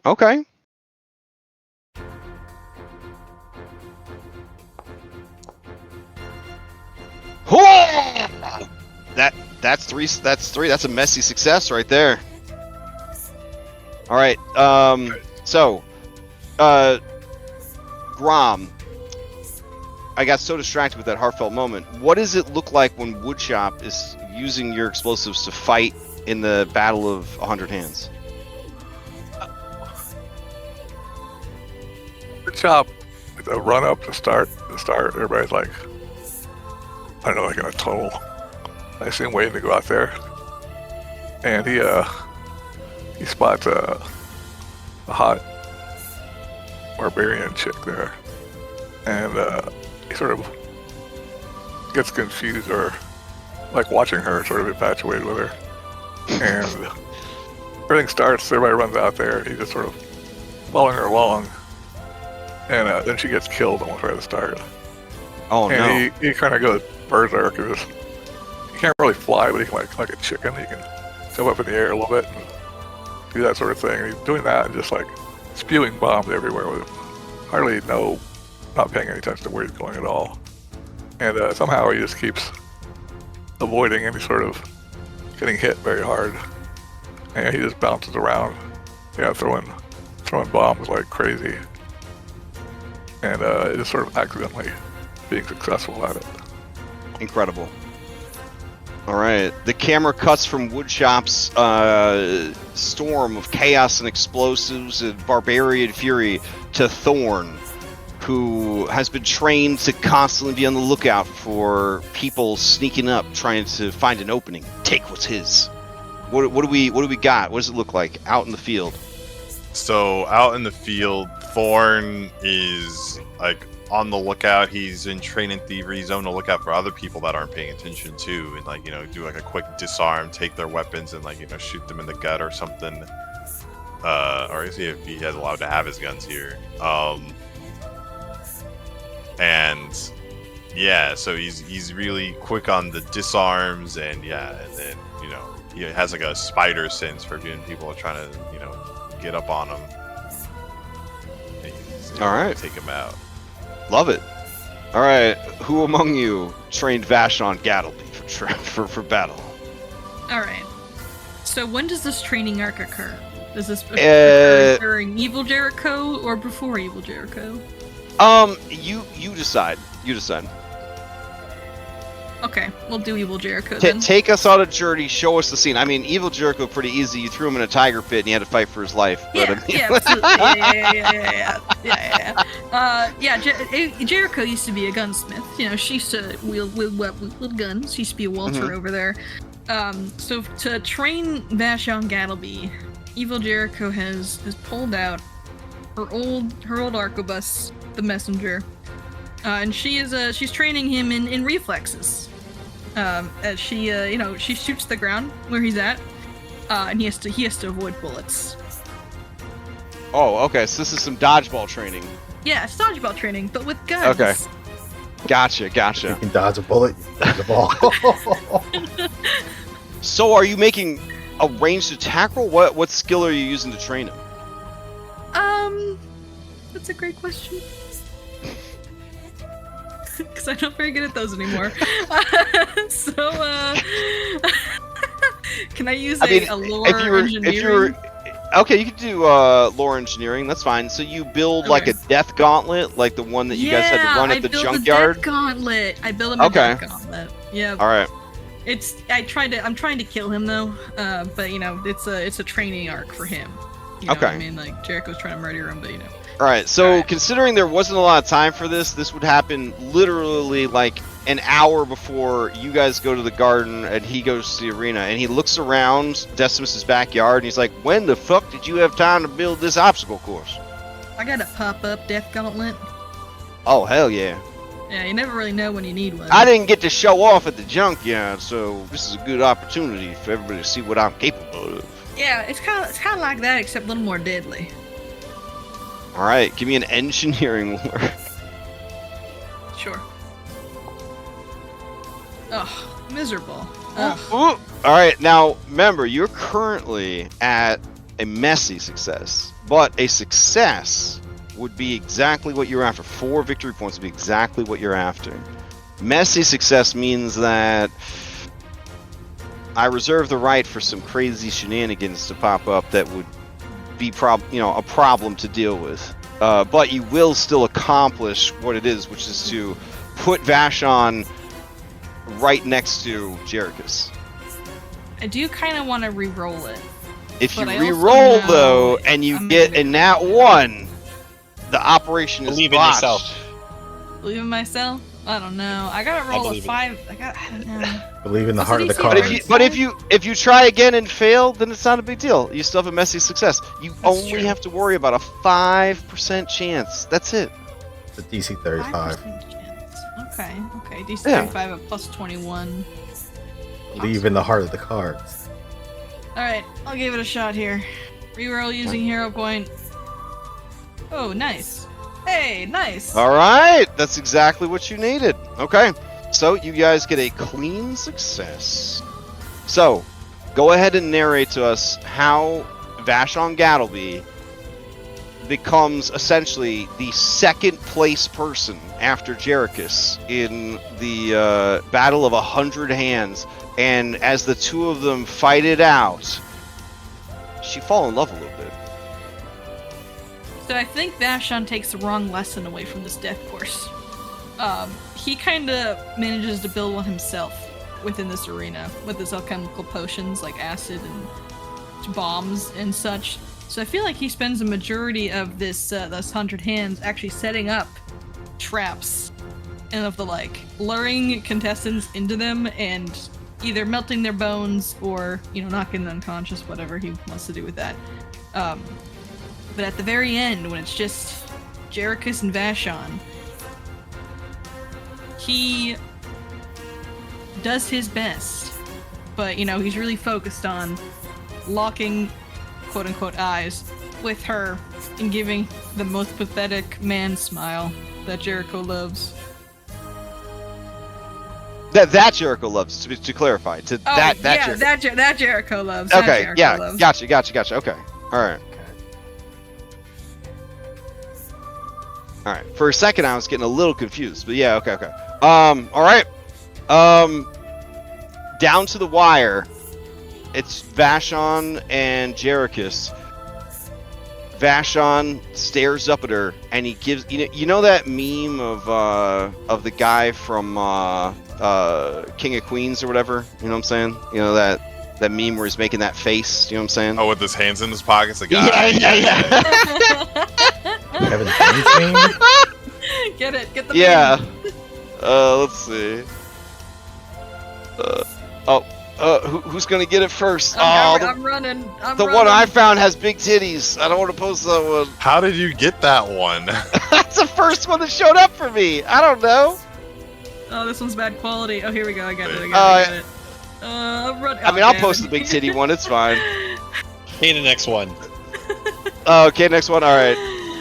Beautiful. I don't even know how I just googled hands in pockets meme and I don't even see the big titty one. I put King of Queens meme jam meme because I didn't spell James right. Listen, apparently it's about Beyonce. I don't know. I'm not making it up. Look, there it is. No. That's cursed. So cursed. All right. So, anyways, he makes this face up at her, and he says, "Looks like it's just you and me. Wanna get a cheesy flatbread?" And she takes her right hand, which is just a giant hammer, and she pounds him into the ground. KO. But then the hammer opens up into 5 fingers as she throw him over her shoulder. And she says, you hear a voice inside the armor say, "Yeah, that sounds real nice." The crowd cheers. Oh, there's accolades. And then she exits the arena with her prize to go get some late night cheesy flatbread. I'm sure he'll be fine. All right. Philomena puts Stu back together. Okay. All right. Well done, guys. Well done.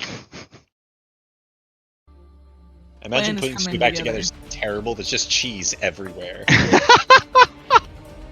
Well, it's actually there's a gate to the parelemental plane of cheese, which is how he has an unlimited supply.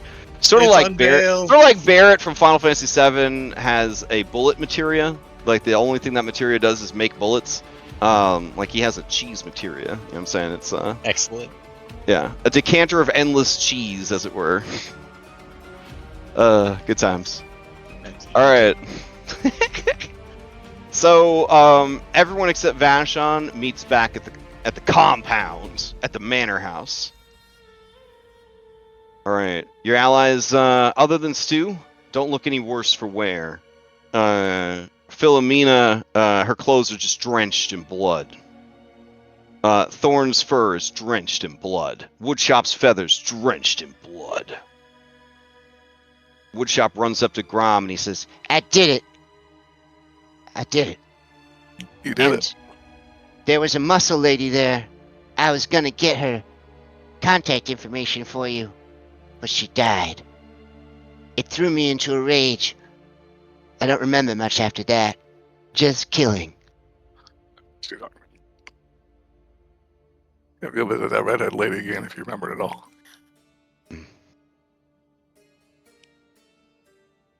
all right. Thorn approaches Stack. You see him licking blood off of his muscular forearms and razor sharp claws, and he says, "Well, mission complete. You had fun. Gattleby's off getting cheesy flatbread, and probably more than he bargained for." Well, flatbread does sound nice, but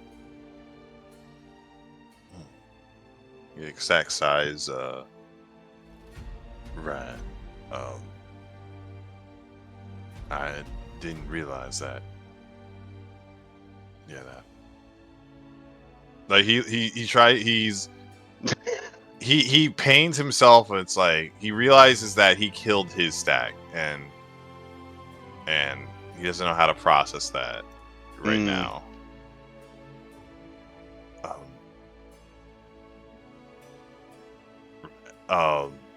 You did good out there, and puts his hands in his pockets and he kind of. Oh, he gives him. Sulks. He gives. Yeah. He gives him this look. No, Okay. no, actually, like, he gives him like a more like a broody look. He gives him like Oh, a. okay. Thorn calls over to head of household and says, "Hey, Decimus got his own bath?" And she says, "Of course." And he says, "Hey, you want to help me scrub off all this gore?"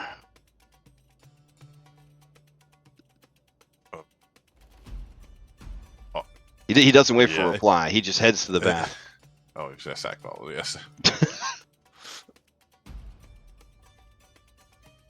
Woodshop watches the two of you go, and he nods his head. He says, Friendship.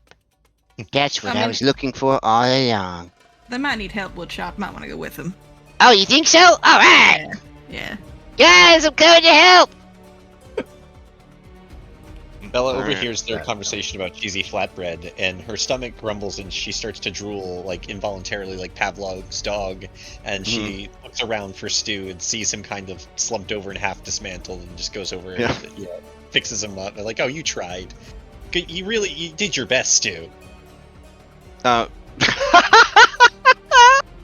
Philomena says, I couldn't figure out how to reconnect his voice box or whatever. He can hear you, but he just can't talk back. You're gonna have to finish the repairs. This is a little beyond me. She looks at him wide-eyed and contemplative for a moment. She's like, "He could never say another mean thing to me ever again." You see his eyelights glow brighter with fear.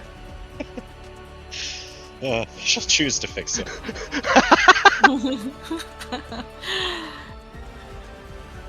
Right. Philomena gives her attempt at a military assassin report to you, Vulture, describing all of her kills during the Battle of 100 Hands. I think. Yeah, while she's doing that, I think he's actually also checking her over for any obvious wounds. He's not a trained medical professional, but. Yeah. She does seem to be all right. She prioritized not getting hit over kill count. Well done. You're a fast learner.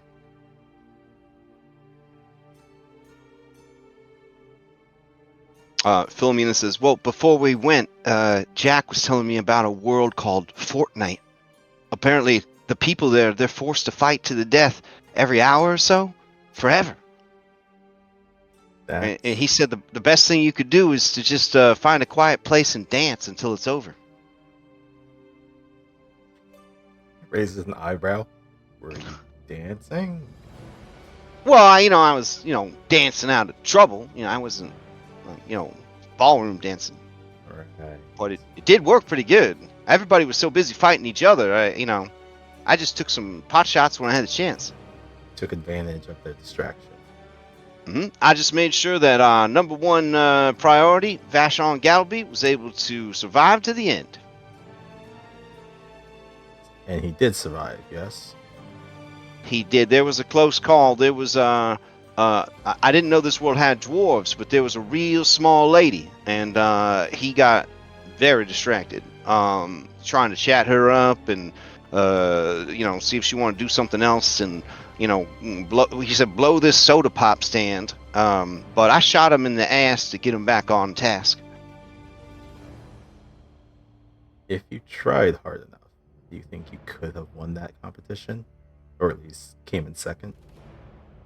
She says, I don't think so. That Jericus, that Jericho Death Wish or whatever, she was busting out some pretty crazy stuff. I'll give you a full report, which is, probably going to be helpful if you ever have to fight her. So, her right hand could turn into a giant hammer that does a decent amount of bludgeoning damage. Her left hand is a cannon, and it fires cannonballs, but she didn't seem to run out. Them cannonballs did 60, 12, points of damage. They were just killing people. One shot. Torso was gone. It was crazy. And then she had another thing where she could spend 2 Pac-Man and let loose like a barrage of like fire, flames, like a flamethrower. In a 20-foot burst. Up to 200 feet away. She would be a tricky one to deal with.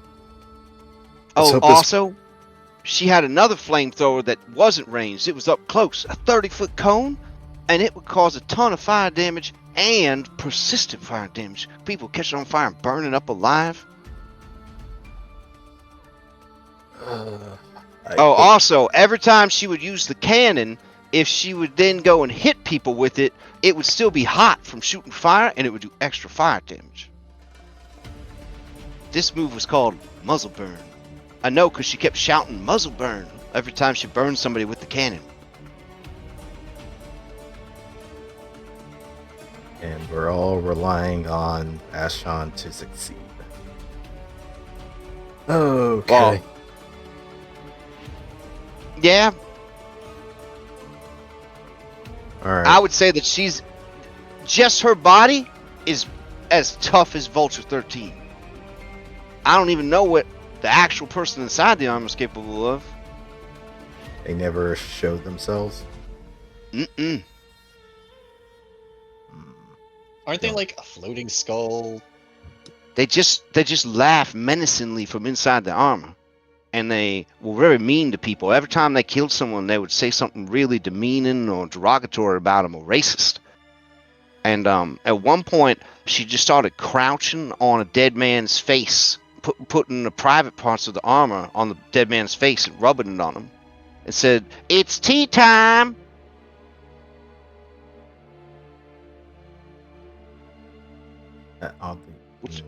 Which I'm not 100% sure, because I only drink iced tea. We can... Well, this is something I heard from a friend, but maybe we can talk about this some other time. Good job. Good report. He'll... She yawns real big, and you know that she's definitely tired. Yeah. He'll kind of pat her on the head. Well done. Go get cleaned up. She heads off to the baths. Hopefully not walking in on a furry threesome. In the meantime, he would take her firearm and start doing maintenance on it. All right, fair enough. All right. But I guess he'll call over the other two of the Wait, what? The idiot trio that's over there. The giddy trio, sorry. Back sneezes. The other giddy trio. Marcus, Brutus, and fucking Gaius. Oh, these guys. Yeah. Oh, yeah. They're Okay. still around. Well, the head of house says, Master Decimus has already turned in for the night. He only stays up a couple of hours after sunset. I see. What is his schedule for tomorrow morning? Brutus has returned to his estate, and Mr. Gaius is standing right next to you. Damn it. Gaius says, I'm in between mansions right now, so I just sort of sleep wherever I get tired. You're homeless, I see. I don't like to think of it like that. I just am too busy to buy a house, you know? You're a drifter, I see. No, it's not really that. It's just, you know, like I have so many responsibilities. I mean, having a house is just one more on top of that, you know? Right. Miss, can you possibly schedule a meeting with them in the morning? Of course. Yeah, whatever you need. Wish to debrief them on what we saw this night. Done. You were saying Jericho? No, I was hoping that he'd be awake to read more lesbian poetry or Bruce would be around, but that's fine. That's fine. Oh, Brutus is back at his house. Yeah. I know he left. But you know who is reading lesbian poetry right now? Vashon Gattleby at the Cheesy Flatbread Parlor. He's When there. he woke up. I After his think concussion. Jericho is going to like she's gonna try to pretend like go to sleep or like get some rest, but like she's low key really worried about Vashon because he hasn't come home yet. So I think she's gonna like stay up and like stake out the front of the estate, waiting for him to come back. Okay. Jericho, what are you still doing up? You see that Walter's doing gun maintenance. He's just watching you now. I don't know. Listen, I miss doing gun maintenance too. I used to do it all the time for myself and Jet. Was our gunslinger. Kind of relaxing to do, honestly. I see. I didn't sleep a lot because I was a skeleton, so. Right, but you also avoided my question just now. I mean, I think it's important to make sure that Vashon gets home because he's kind of linchpin in our plan. If he dies, that kind of that's great and all, but kind of gotta pivot to a new plan. Like setting off explosives. Yeah, like setting off explosives.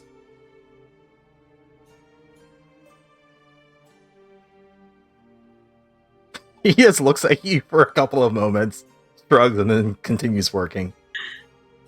So you weren't with Bellinora and that guy in your Alkenstar timeline. Have you ever been to Alkenstar, or are you kind of like a different Walter? I am a variant of Walter Enos who traveled with them during what it seems like the incident that kicked off this whole thing. From what Philomena has told me, that that Walter perished in battle against one of the main enemies that we've encountered. I believe his name was can't remember it now. It was a glass spellcaster. Oh, I know. Ebrium? Is that what his name was? Ebrium, yes. And he had a glass Medusa for a girlfriend head thing. It was very odd, but apparently my variant fell during that battle. Yeah, that's tough. I remember, we fought Ebrium too. He kind of a pushover, so honestly, apparently that's he a had tough one. leveled up in the time since. But I have not encountered them. And this is the first time I've encountered Stack and Bellinora. They were not part of my timeline. Well, sorry you got dragged into all this, I guess. I mean, seems it's all kind of happened in Alkenstar, so... Well, it seems whatever my other self did was what got all of the rest of us involved, one way or another. I have to clean up my own mistake, in a sense. So be it. Yeah, I mean, you don't happen to know any Jericos in your timeline, do you? Like, where you're from? Not that I know of. Though, there was a demolitions expert within our sabotage and reconnaissance group.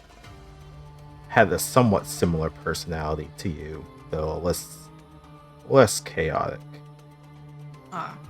Well, but no, they were Jericho's not a a Jericho. fake name, so Jericho's a fake name, so I feel like there could be other Jericos that go by different names, other fake names, Well, the situation that we're in with all these different universes, it's very much a possibility. So, are you gonna go to bed, or are you gonna stay up, or am I gonna, just hang out, or? He looks up and he just kind of grins at you. You first. Okay, that's not fair. I mean, yeah, if you're gonna stay up, sure, you can watch for the idiot. I don't give a shit. Right.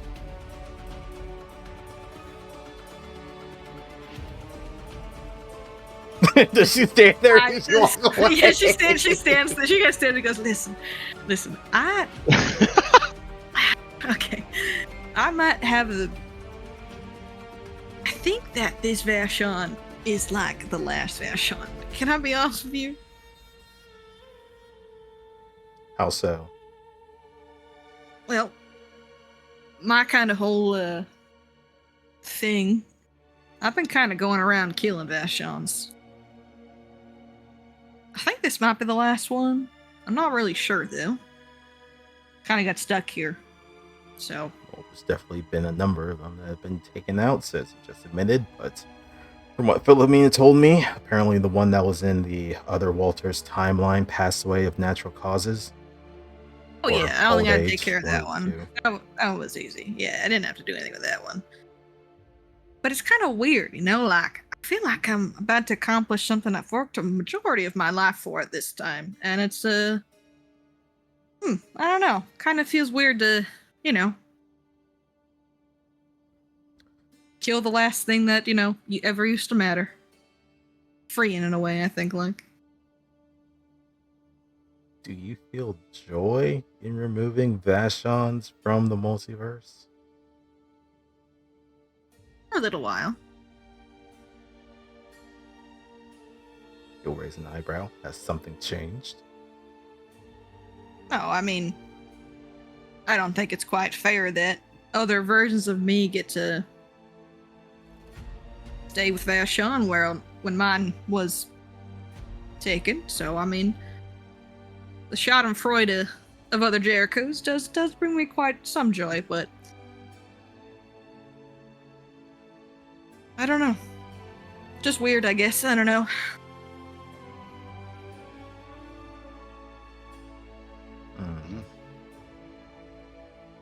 I never thought to look for, like, Vashons that are with Bella, though. Maybe I should start doing that next. That's a very dangerous slope, depending on what the relationships are. That would put you into contact or conflict with many other Bellas. Oh yeah, definitely. But I don't mind. I mean, I'm in the same situation Stack was. I've killed loads of Jericos. I'm sure I've killed loads of Bellas. We're the bad guys, Walter. But so I'm gonna head to bed. Get ready to kill someone tomorrow, probably. If that Vashon gets back, I don't know. Just you know, make sure he's not dead yet, because at least I want to kill him. I'll let him know that. All right, I give the soldier a salute, and I'm gonna head to bed. All right, as you head to bed, and Walter respectfully lets you think the words that you say are true, I guess. The camera cuts to the bath. Stack, this was about to be the most intense sexual tension of your life. It lasts all of 3 minutes, and then Woodshop is there, and then 13-year-old girl. Then it's more of like friends cleaning up after a tough fight. But it is nice because, you know, you guys have kind of built a friendship over the years, and in a way, I mean, Philomena she's kind of like the group's little sister. You know what I'm saying? Kind of like the group's little sister. I don't know if you've really. I don't know if you've let yourself kind of think like that, but I mean, it's also an unpleasant experience because Woodshop bathes like a bird, so he's just like splashing water everywhere with his wings. Like he like fluffs himself and does that. Yeah. Water and gore just goes everywhere. Yeah. It's like feathers in the bathtub. Yeah. When all is said and done, later, wearing your your towel togas after the Roman bath, you guys are out on like the patio, looking out at the olive orchard, and up at the stars, and sharing a smoke. And Thorn, it's just you and Thorn. Woodchop fell asleep in the bath and almost drowned. Philomena dragged him off to bed. They haven't been seen since because they're both fucking tired and basically children. You guys are on the back patio looking out at the thing. He looks to you and he says, "Hey, I was pretty harsh with you, No, and it's okay, Thorn. I don't think any of this is okay. I don't know why this is happening, and I don't like that it's happening." I don't Zolvexus said that if I started killing stacks for him, he'd let me go home, and then I didn't realize what I was leaving behind, and if I could bring your stack back, I could. I'm sorry. You'd trade yourself for my stack? I don't got much left here. I think what Zolvexus was dangling in front of me I've been doing this for too long, and I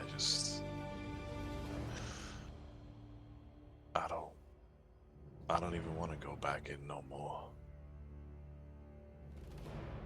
Well, apparently this Zervaxis or whatever is some fella named Droxelos. The others didn't tell me much about it, but Vashon, he said that he's some kind of hag creature that specializes in misinformation, deception, and making people do the dumbest possible shit they can. It's not only how he gets his rocks off, but it's apparently his nourishment, his purpose for being. Something called a skelm. Oh, well, it's the last thing I do. I'm gonna make him hurt for all the bullshit he's had me do. But I'm gonna get you home, I promise. I don't need you to promise me nothing. I don't even have a home to go back to. Loveless was my home. Stack was my home. I ain't got a home anymore.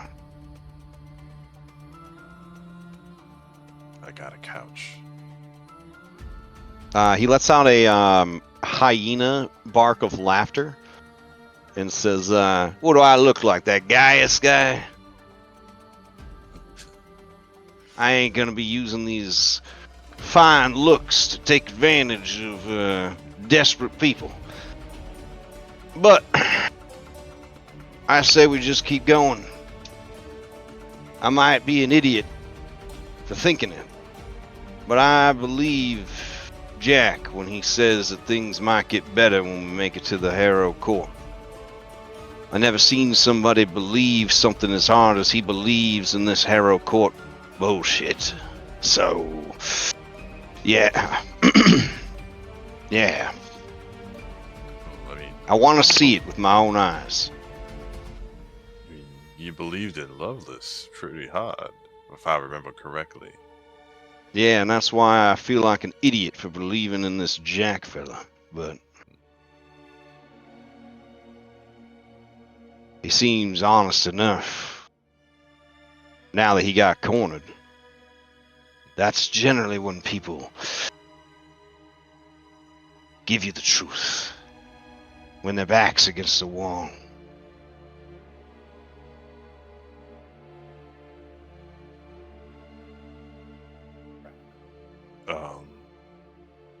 I appreciate that you've been honest since the get-go.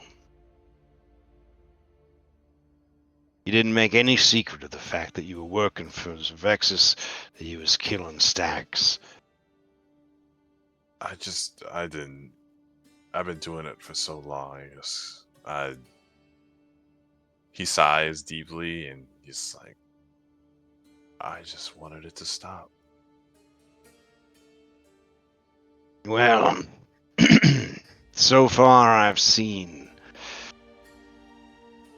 2 Vashons, 3 stacks,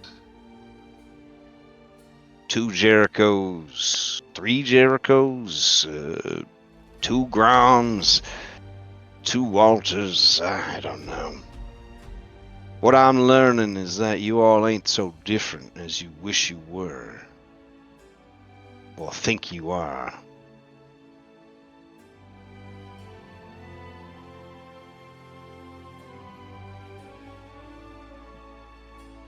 Anyways, I gotta get some sleep. Alright, he starts to walk off towards the guest quarters. Wait. Eh? Can you just stay here for a little while and any I mean, you don't have to talk. It gets lonely sometimes. Yeah. Alright. Alright. And he pulls out another cigar, bites off the tip, lights it, passes it to you, then lights another one for himself. And you guys just watch the stars until the early morning hours. All right. Grom, do you get up to anything that night, or do you head to bed?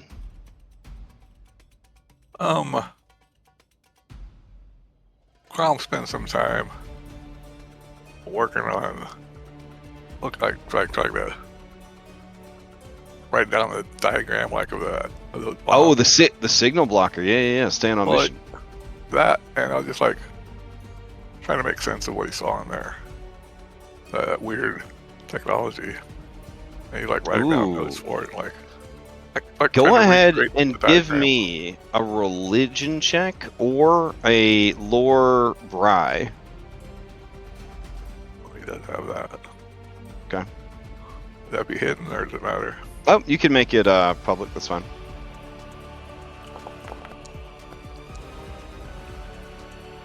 Oh yeah. So, what you're seeing here is maybe the purest form of Bry's, truest gift. This is technology so advanced that you and Bella assumed it was a magical hybrid. But you realize that what you witnessed today is just the next evolution of crafting. Well, You realize that with this technology, worlds could be changed forever. All right. Well, he's trying to. Obviously, he's not going to understand it overnight, but he's working on it. Oh yeah, absolutely. How does Jericus have this? What was that? How does Jericus have this knowledge? That's a great question. Yeah, I'll see if Bella's around. I'll show it to her when I found out. Maybe she can have some insight on it. Yeah, Grom's epiphany, when you hear it, it's hard to believe that technology could be so advanced that at first it seemed like magic. Because technology, sadly, in Galarian, has always been a second-class citizen to magic. But what you guys saw today proves otherwise.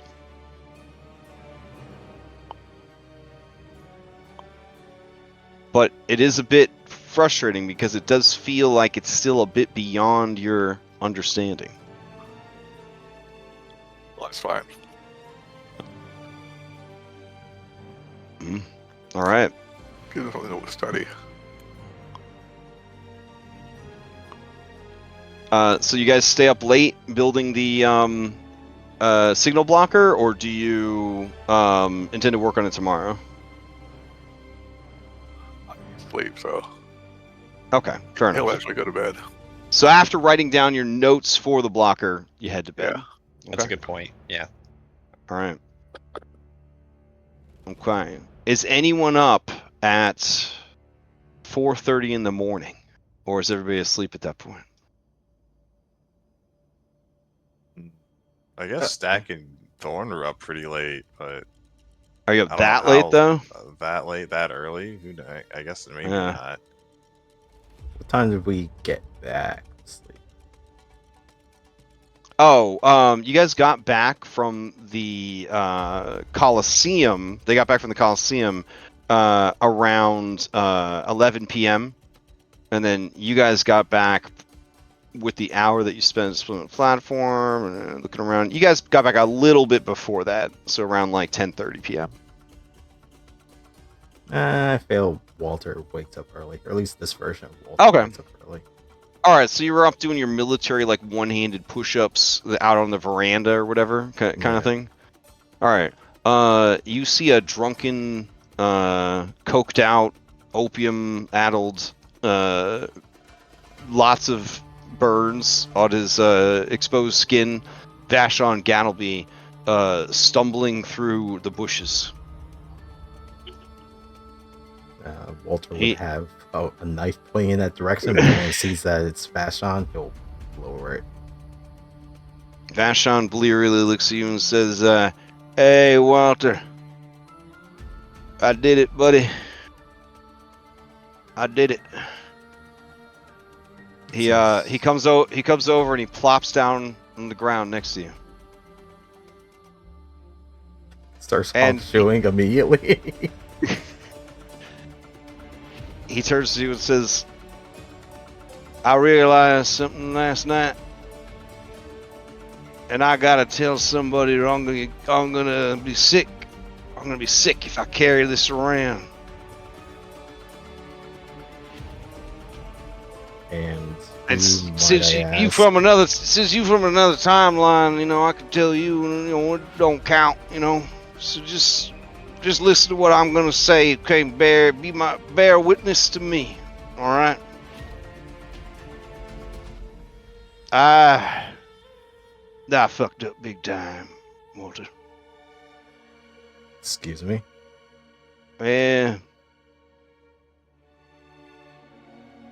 I was so busy chasing dwarf pussy and the next high, either from drugs or invention. I was selfish. I was self-obsessed. I just going through life looking for the next thing for Vashon. But looking back, I realized I had something real good for a while. Me and Jericho, we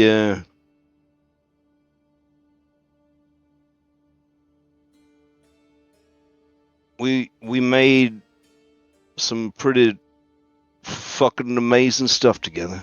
And when she hit upon that power night and we refined the formula together, and I knew it was going to be big. I knew it was going to be real big. I knew it was going to change the world, And well, when them false allegations got made against her by Ambrose,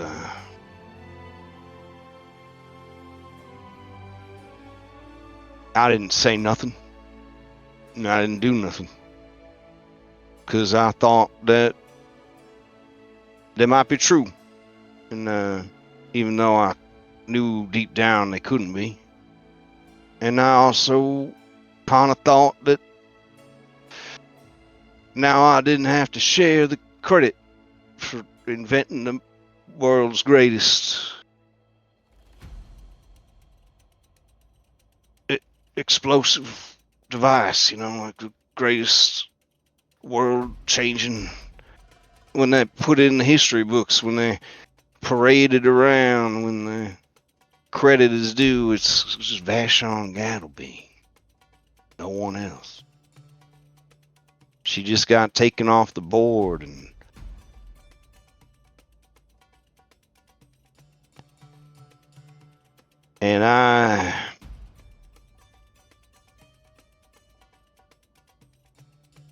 I'm ashamed of myself. And now my Jericho's gone, and I can't even tell her. I can't even tell her how bad I fucked up. I can't even tell her what a sack of shit I am. I'm stuck with this fucking crazy Jericho trying to throw me to fucking tiger pit. Trying to get me killed in a battle of 100 hands. That was fucking crazy in there, man. That was the fucking scariest night of my life. And then I ended up hanging out with Lich Jericho. She was burning me with her cannon. She put a cannonball up my ass. It was terrible.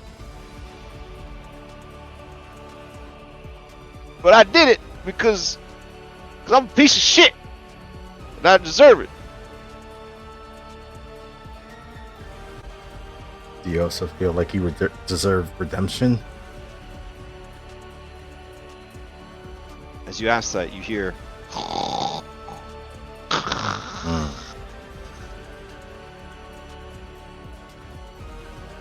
And then you hear sort of a gagging sound and just vomit starts to slowly spill out of his mouth. Alright, let's get you to a bed at least. And Bolter will pick him up. I'm assuming there's fucking fountains around here. He'll take water. Oh, yeah. Wash his mouth out and drag him to bed.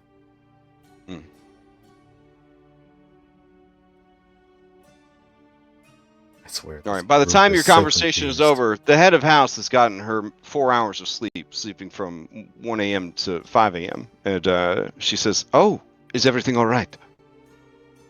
Ah, let me help you." Yes, there's chambers for this one. Yeah, you take him to the bath, they get him cleaned up, sobered up, and yeah. All right, everyone begins to wake, and it is the day before the assassination of Caesar.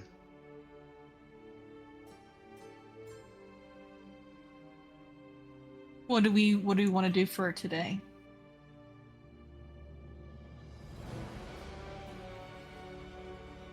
I think Walter would like to do additional reconnaissance, understanding where Jericho or Maximus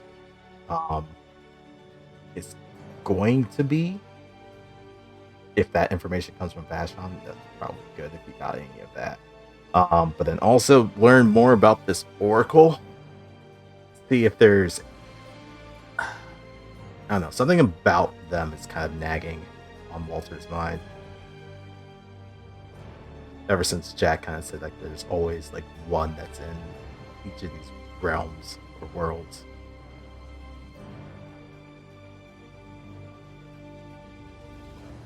So that's what he's planning on doing. Do you mean like the Oracle kind of deal with like there's one of each in each world? Yeah, but also just trying to understand like what their capabilities, abilities, history, stuff like that. So essentially, gather information. I was thinking we should try to go find the Oracle. She seems like someone we can either take off the board, or maybe flip to our side. Yeah, maybe, or at least learn more about. That would be useful. But yeah, that's what Walter's planning. I agree. Yeah.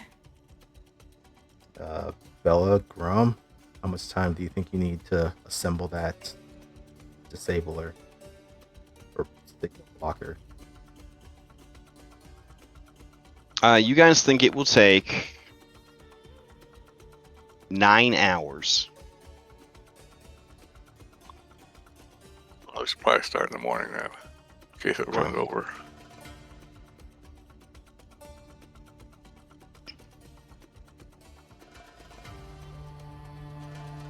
All right. At the end of the 9 hours, you guys will do a secret assist and a secret crafting, which I'll pin in chat. And when, or if, the detonator is triggered, I will at that point reveal to you the quality of your check. And then we will know if it worked or not. Alright. Alright. You can roll 2 dice with advantage if you have a hero point, even though it's a secret check, and I'll just pin the highest one. If you guys still have any hero points, you could roll it before we end the session. Otherwise, you may want to wait till next week to roll it. I still have one. I have one. Alright, you guys just want to do it now? Bella, give me a secret support or an aid, and then Grom, give me a secret crafting, or vice versa, however you guys want to do it. I'll do the crafting. I will aid. Okay. Oop. I was supposed to be secret. I was rerolling with advantage. Okay, alright. Give me another roll. Okay, I gotta put it on. Right then.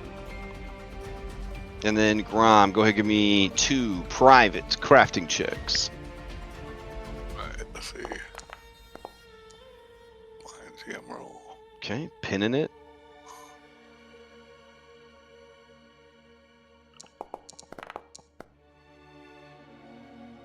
Okay.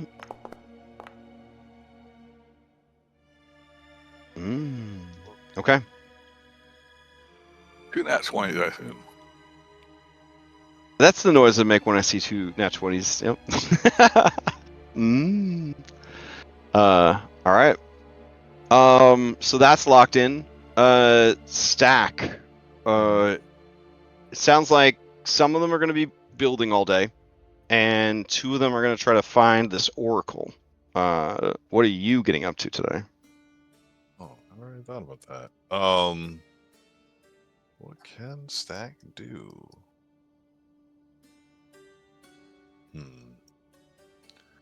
I think Stack could try to get up to like any sort of snooping, but Snooping on. Like he wants to snoop on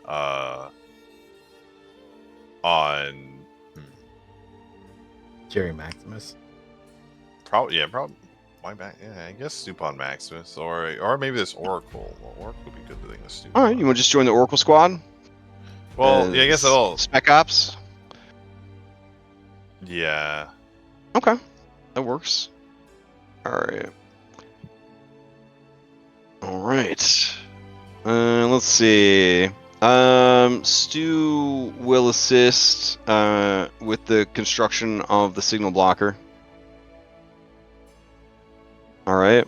Woodchop is a secret agent. If you guys wanted some help with the Oracle. I mean, we could always just fall guy. I mean, extra help. Okay. Thorn has actually volunteered to sober up Vashon, because Vashon's supposed to go on a follow-up date with Jericus Maximus today. Philomena will help with Oracle on mission.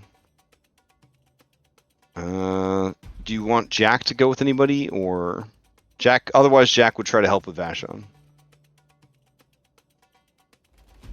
That's fine. Okay. All right.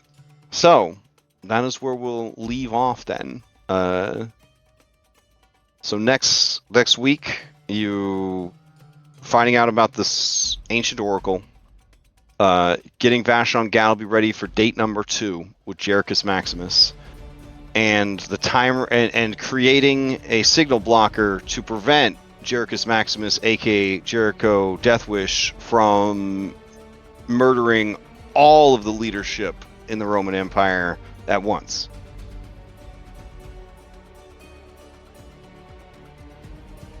That sound right?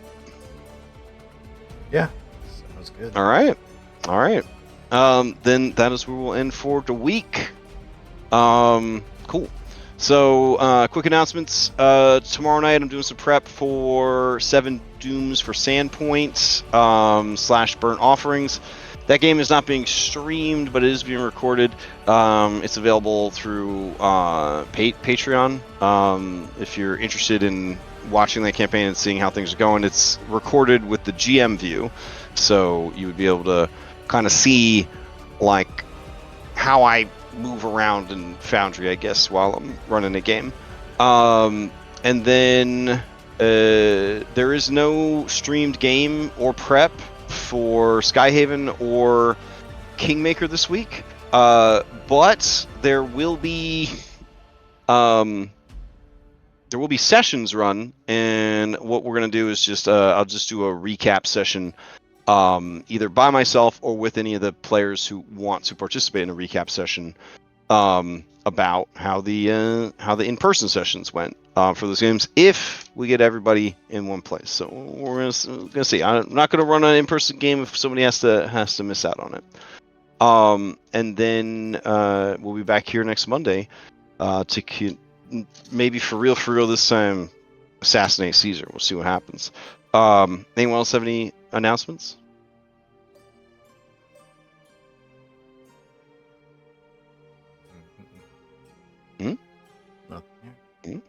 Okay. In that case, we are adjourned. Thanks, everybody. See you next week. Yep. And thanks for I do want to also say this was a very enjoyable session. You guys really had me cracking up. There was a lot of really good role playing. It was nice. It was very, very refreshing. Good session. Good eats. We don't dive into that very often, but that's what we do. Don't know why the fuck Vashon decides to confess to Walter of all people. because Walter struck him as the kind of guy who wouldn't put his business out there. You know what I'm saying? Like you seem like, of everybody here, you're like the only person that would listen to just not say anything. You know? Yeah.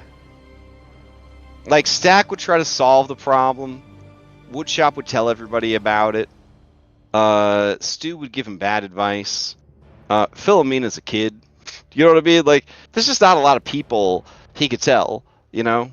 Like, Bella, he's got guilt that isn't even his, because from what he understands, other Vashon screwed over Bella the same way he screwed over Jericho. So now he knows, he has confirmed that he is a shitbag in 2 timelines, at least. So, yeah, I mean, he could have probably told Thorn. Like, he and Thorn are actually pretty close. He could have probably told Thorn, but you were there. Should have got the bed. Should have stayed in bed. Yeah. And Stack, you do check your friendship meter. You do see that friendship repaired with Thorn, but the romance meter says it's complicated. Yeah, I know. I probably can imagine. Yeah. So it's weird when you're crushing on the clone of the guy that killed the guy that you liked, but then you realize that guy wasn't the guy that you liked, because the guy that you liked, you thought faked his death, but didn't actually fake his death. Because remember, his stack got disintegrated pretty early on. He didn't realize it. Then another stack took that stack's place, and everything seemed fine. Then that stack died, so he basically thinks it's the OG one. Well, yeah, he's more to the death of his stack like twice now at this point. Like it's a mess. It's a mess. So, and he's still hung up over like Loveless on top of everything else. Yeah, because they were like ride or die, like besties for life. Let me tell you about my doomsday scenario. Like, sounds good. Yeah, definitely a character in a rough spot. Oh yeah, that's why I imagine it's like. I love seeing former villains put in that sort of position where they're now like an anti-hero that has like baggage they gotta unpack. So, yeah, it's cool. And apparently, all Woodshop needed was therapy. Fucking guys will do anything except go to therapy. One therapy session, he's cured. One therapy session, done. Took 6 months of marriage to a good halfling woman to fix Stu. One therapy session was all woodshop needed. Yeah, I really like the development of your guys' B team. I feel like I haven't seen a B team this strong since Mythic. You know what I'm saying? Like, your B team is definitely up there with like Mythic, Prime, Skull and Shackles. Like, I definitely we don't use their abilities. Like, I don't use the rerolls. They never come up. Like, okay, like I look at Thorn and it's like it's all guns. Yeah. And it's just like, well, remember, their abilities benefit anybody in the party, so it's not just like their benefits. Yeah. Oh no, I mean, as far as I think, what was it? If Thorn is like, if you're one off from a crit, you could crit them, and Actually, it doesn't happen that often. I guess because you never remember it. Like, there's no or maybe like maybe I need a program in like a macro that like reminds me that that's happened, where like you're one off from a crit. Do you want Thorn to do the thing? See, we used to have a mod that would nudge you when you were one away from success or one away from a crit, but I don't know if that, like, I think the settings either got changed or something in one of the updates on 13. But yeah, there was a mod, I think it was Workbench, where you could tell it like, hey, tell me if I'm close, and then it would be like, yeah, like you're actually one away from a crit, so that if you had an ability like Nudge Fate or some of these other ones, you could use it. It's all good. It is all good. I honestly all right. Forgetting about B team abilities. Yeah, I mean, I made you guys a B team actor. I don't know if it'd be better if we just combine the Fanspo bot and the B team manager into one actor. If maybe that would make it better. But yeah, or like can you have all of the B team share one sheet, or is that they do? That's the B team. That's the B team manager. No, I mean, like, let's say like I double click Thorn or double click Woodshop. Oh, that's a cool idea. Yeah. I could have two versions of each B team member. One that just links you to the B team / Fanspo bot, and then one that actually is like their stats and shit if we ever need it. That's a cool idea. I'm gonna actually write that down. I don't know if I'll have time to do it for like a couple weeks, but it's a cool idea. No worries. Yeah. Yeah. So streamline B team actor. All right. With Fanspo and V team tokens. Okay. The tricky part about that is I would have to maintain 2 character sheets for each one because, or 2 actors for each one, because the so some games they like to activate like a B team member as a minion. You know what I mean? I don't think we've gotten to that point yet. Yeah. So, like, I hate to sound like a broken record, but once you get to the Herald Court, yeah. You're so close. On the cusp. Just gotta finish this. You gotta kill Caesar. Then you're there. Cross the finish line.